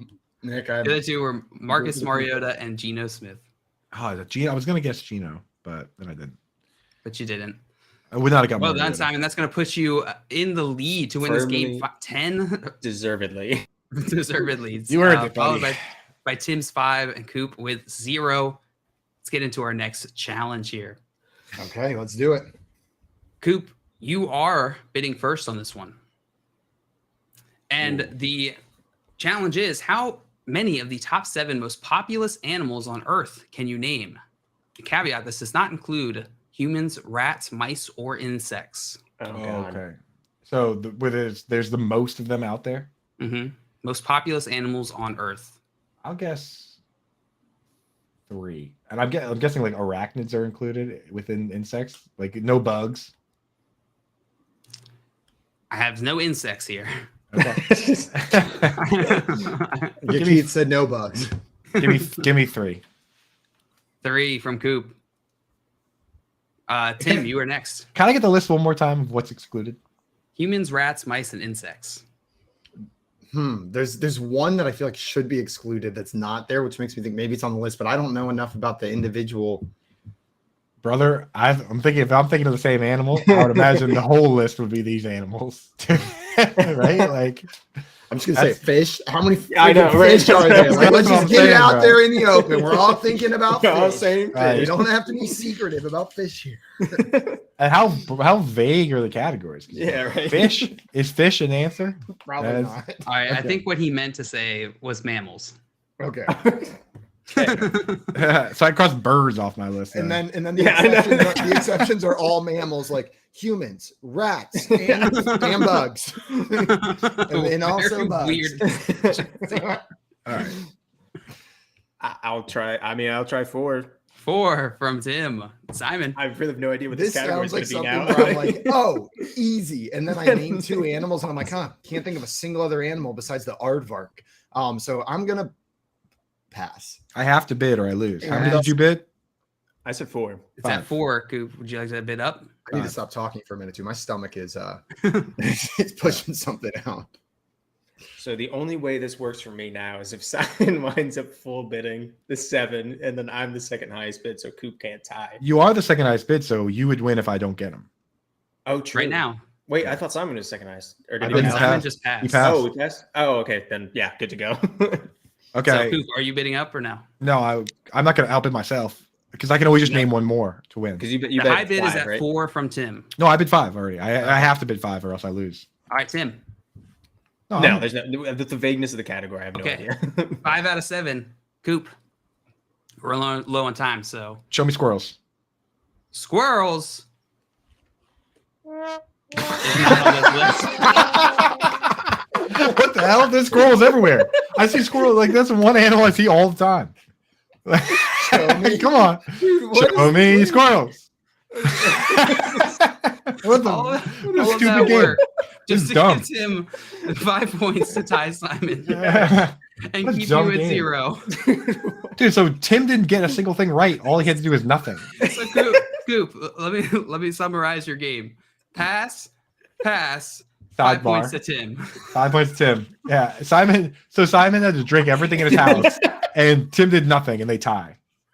I love this game. This game rocks. Terrible. You passed twice and then missed on your very first guess. what? You got 0, and you're surprised by that. Well, what the hell, dude? Squirrels, bro? Squirrels are everywhere. What? So what the hell, dude? There's squirrels right outside. Like, come on now. What? I Well, don't what see is no it? whales out there. There's dogs. Squirrels. Is There's dogs on the list? number 1, cows. 1.4 Oh, okay. billion. Yeah. I Then guess the pig at 1 billion. Then the sheep, domestic sheep, 1 billion. Then Chicken. dog. Shoot. Then Oh. goat. Then rabbit. Then cat. How is chickens on the list? Oh, because they're birds. Wow. birds. Well, I guys- forgot about domesticated animals. Never forget about your cows, your sheep, your goats, or your dogs. But that's Game's going to be so it for dumb. us this Friday. I want to thank everyone who came in and hung out with us. Thank you to Tim for taking time to come on the show and help us out on this Friday. And thank you to everybody in the chat for hanging out with us this day and every other day. We'll be back Monday morning from 7 a.m. to 10 a.m. Eastern time.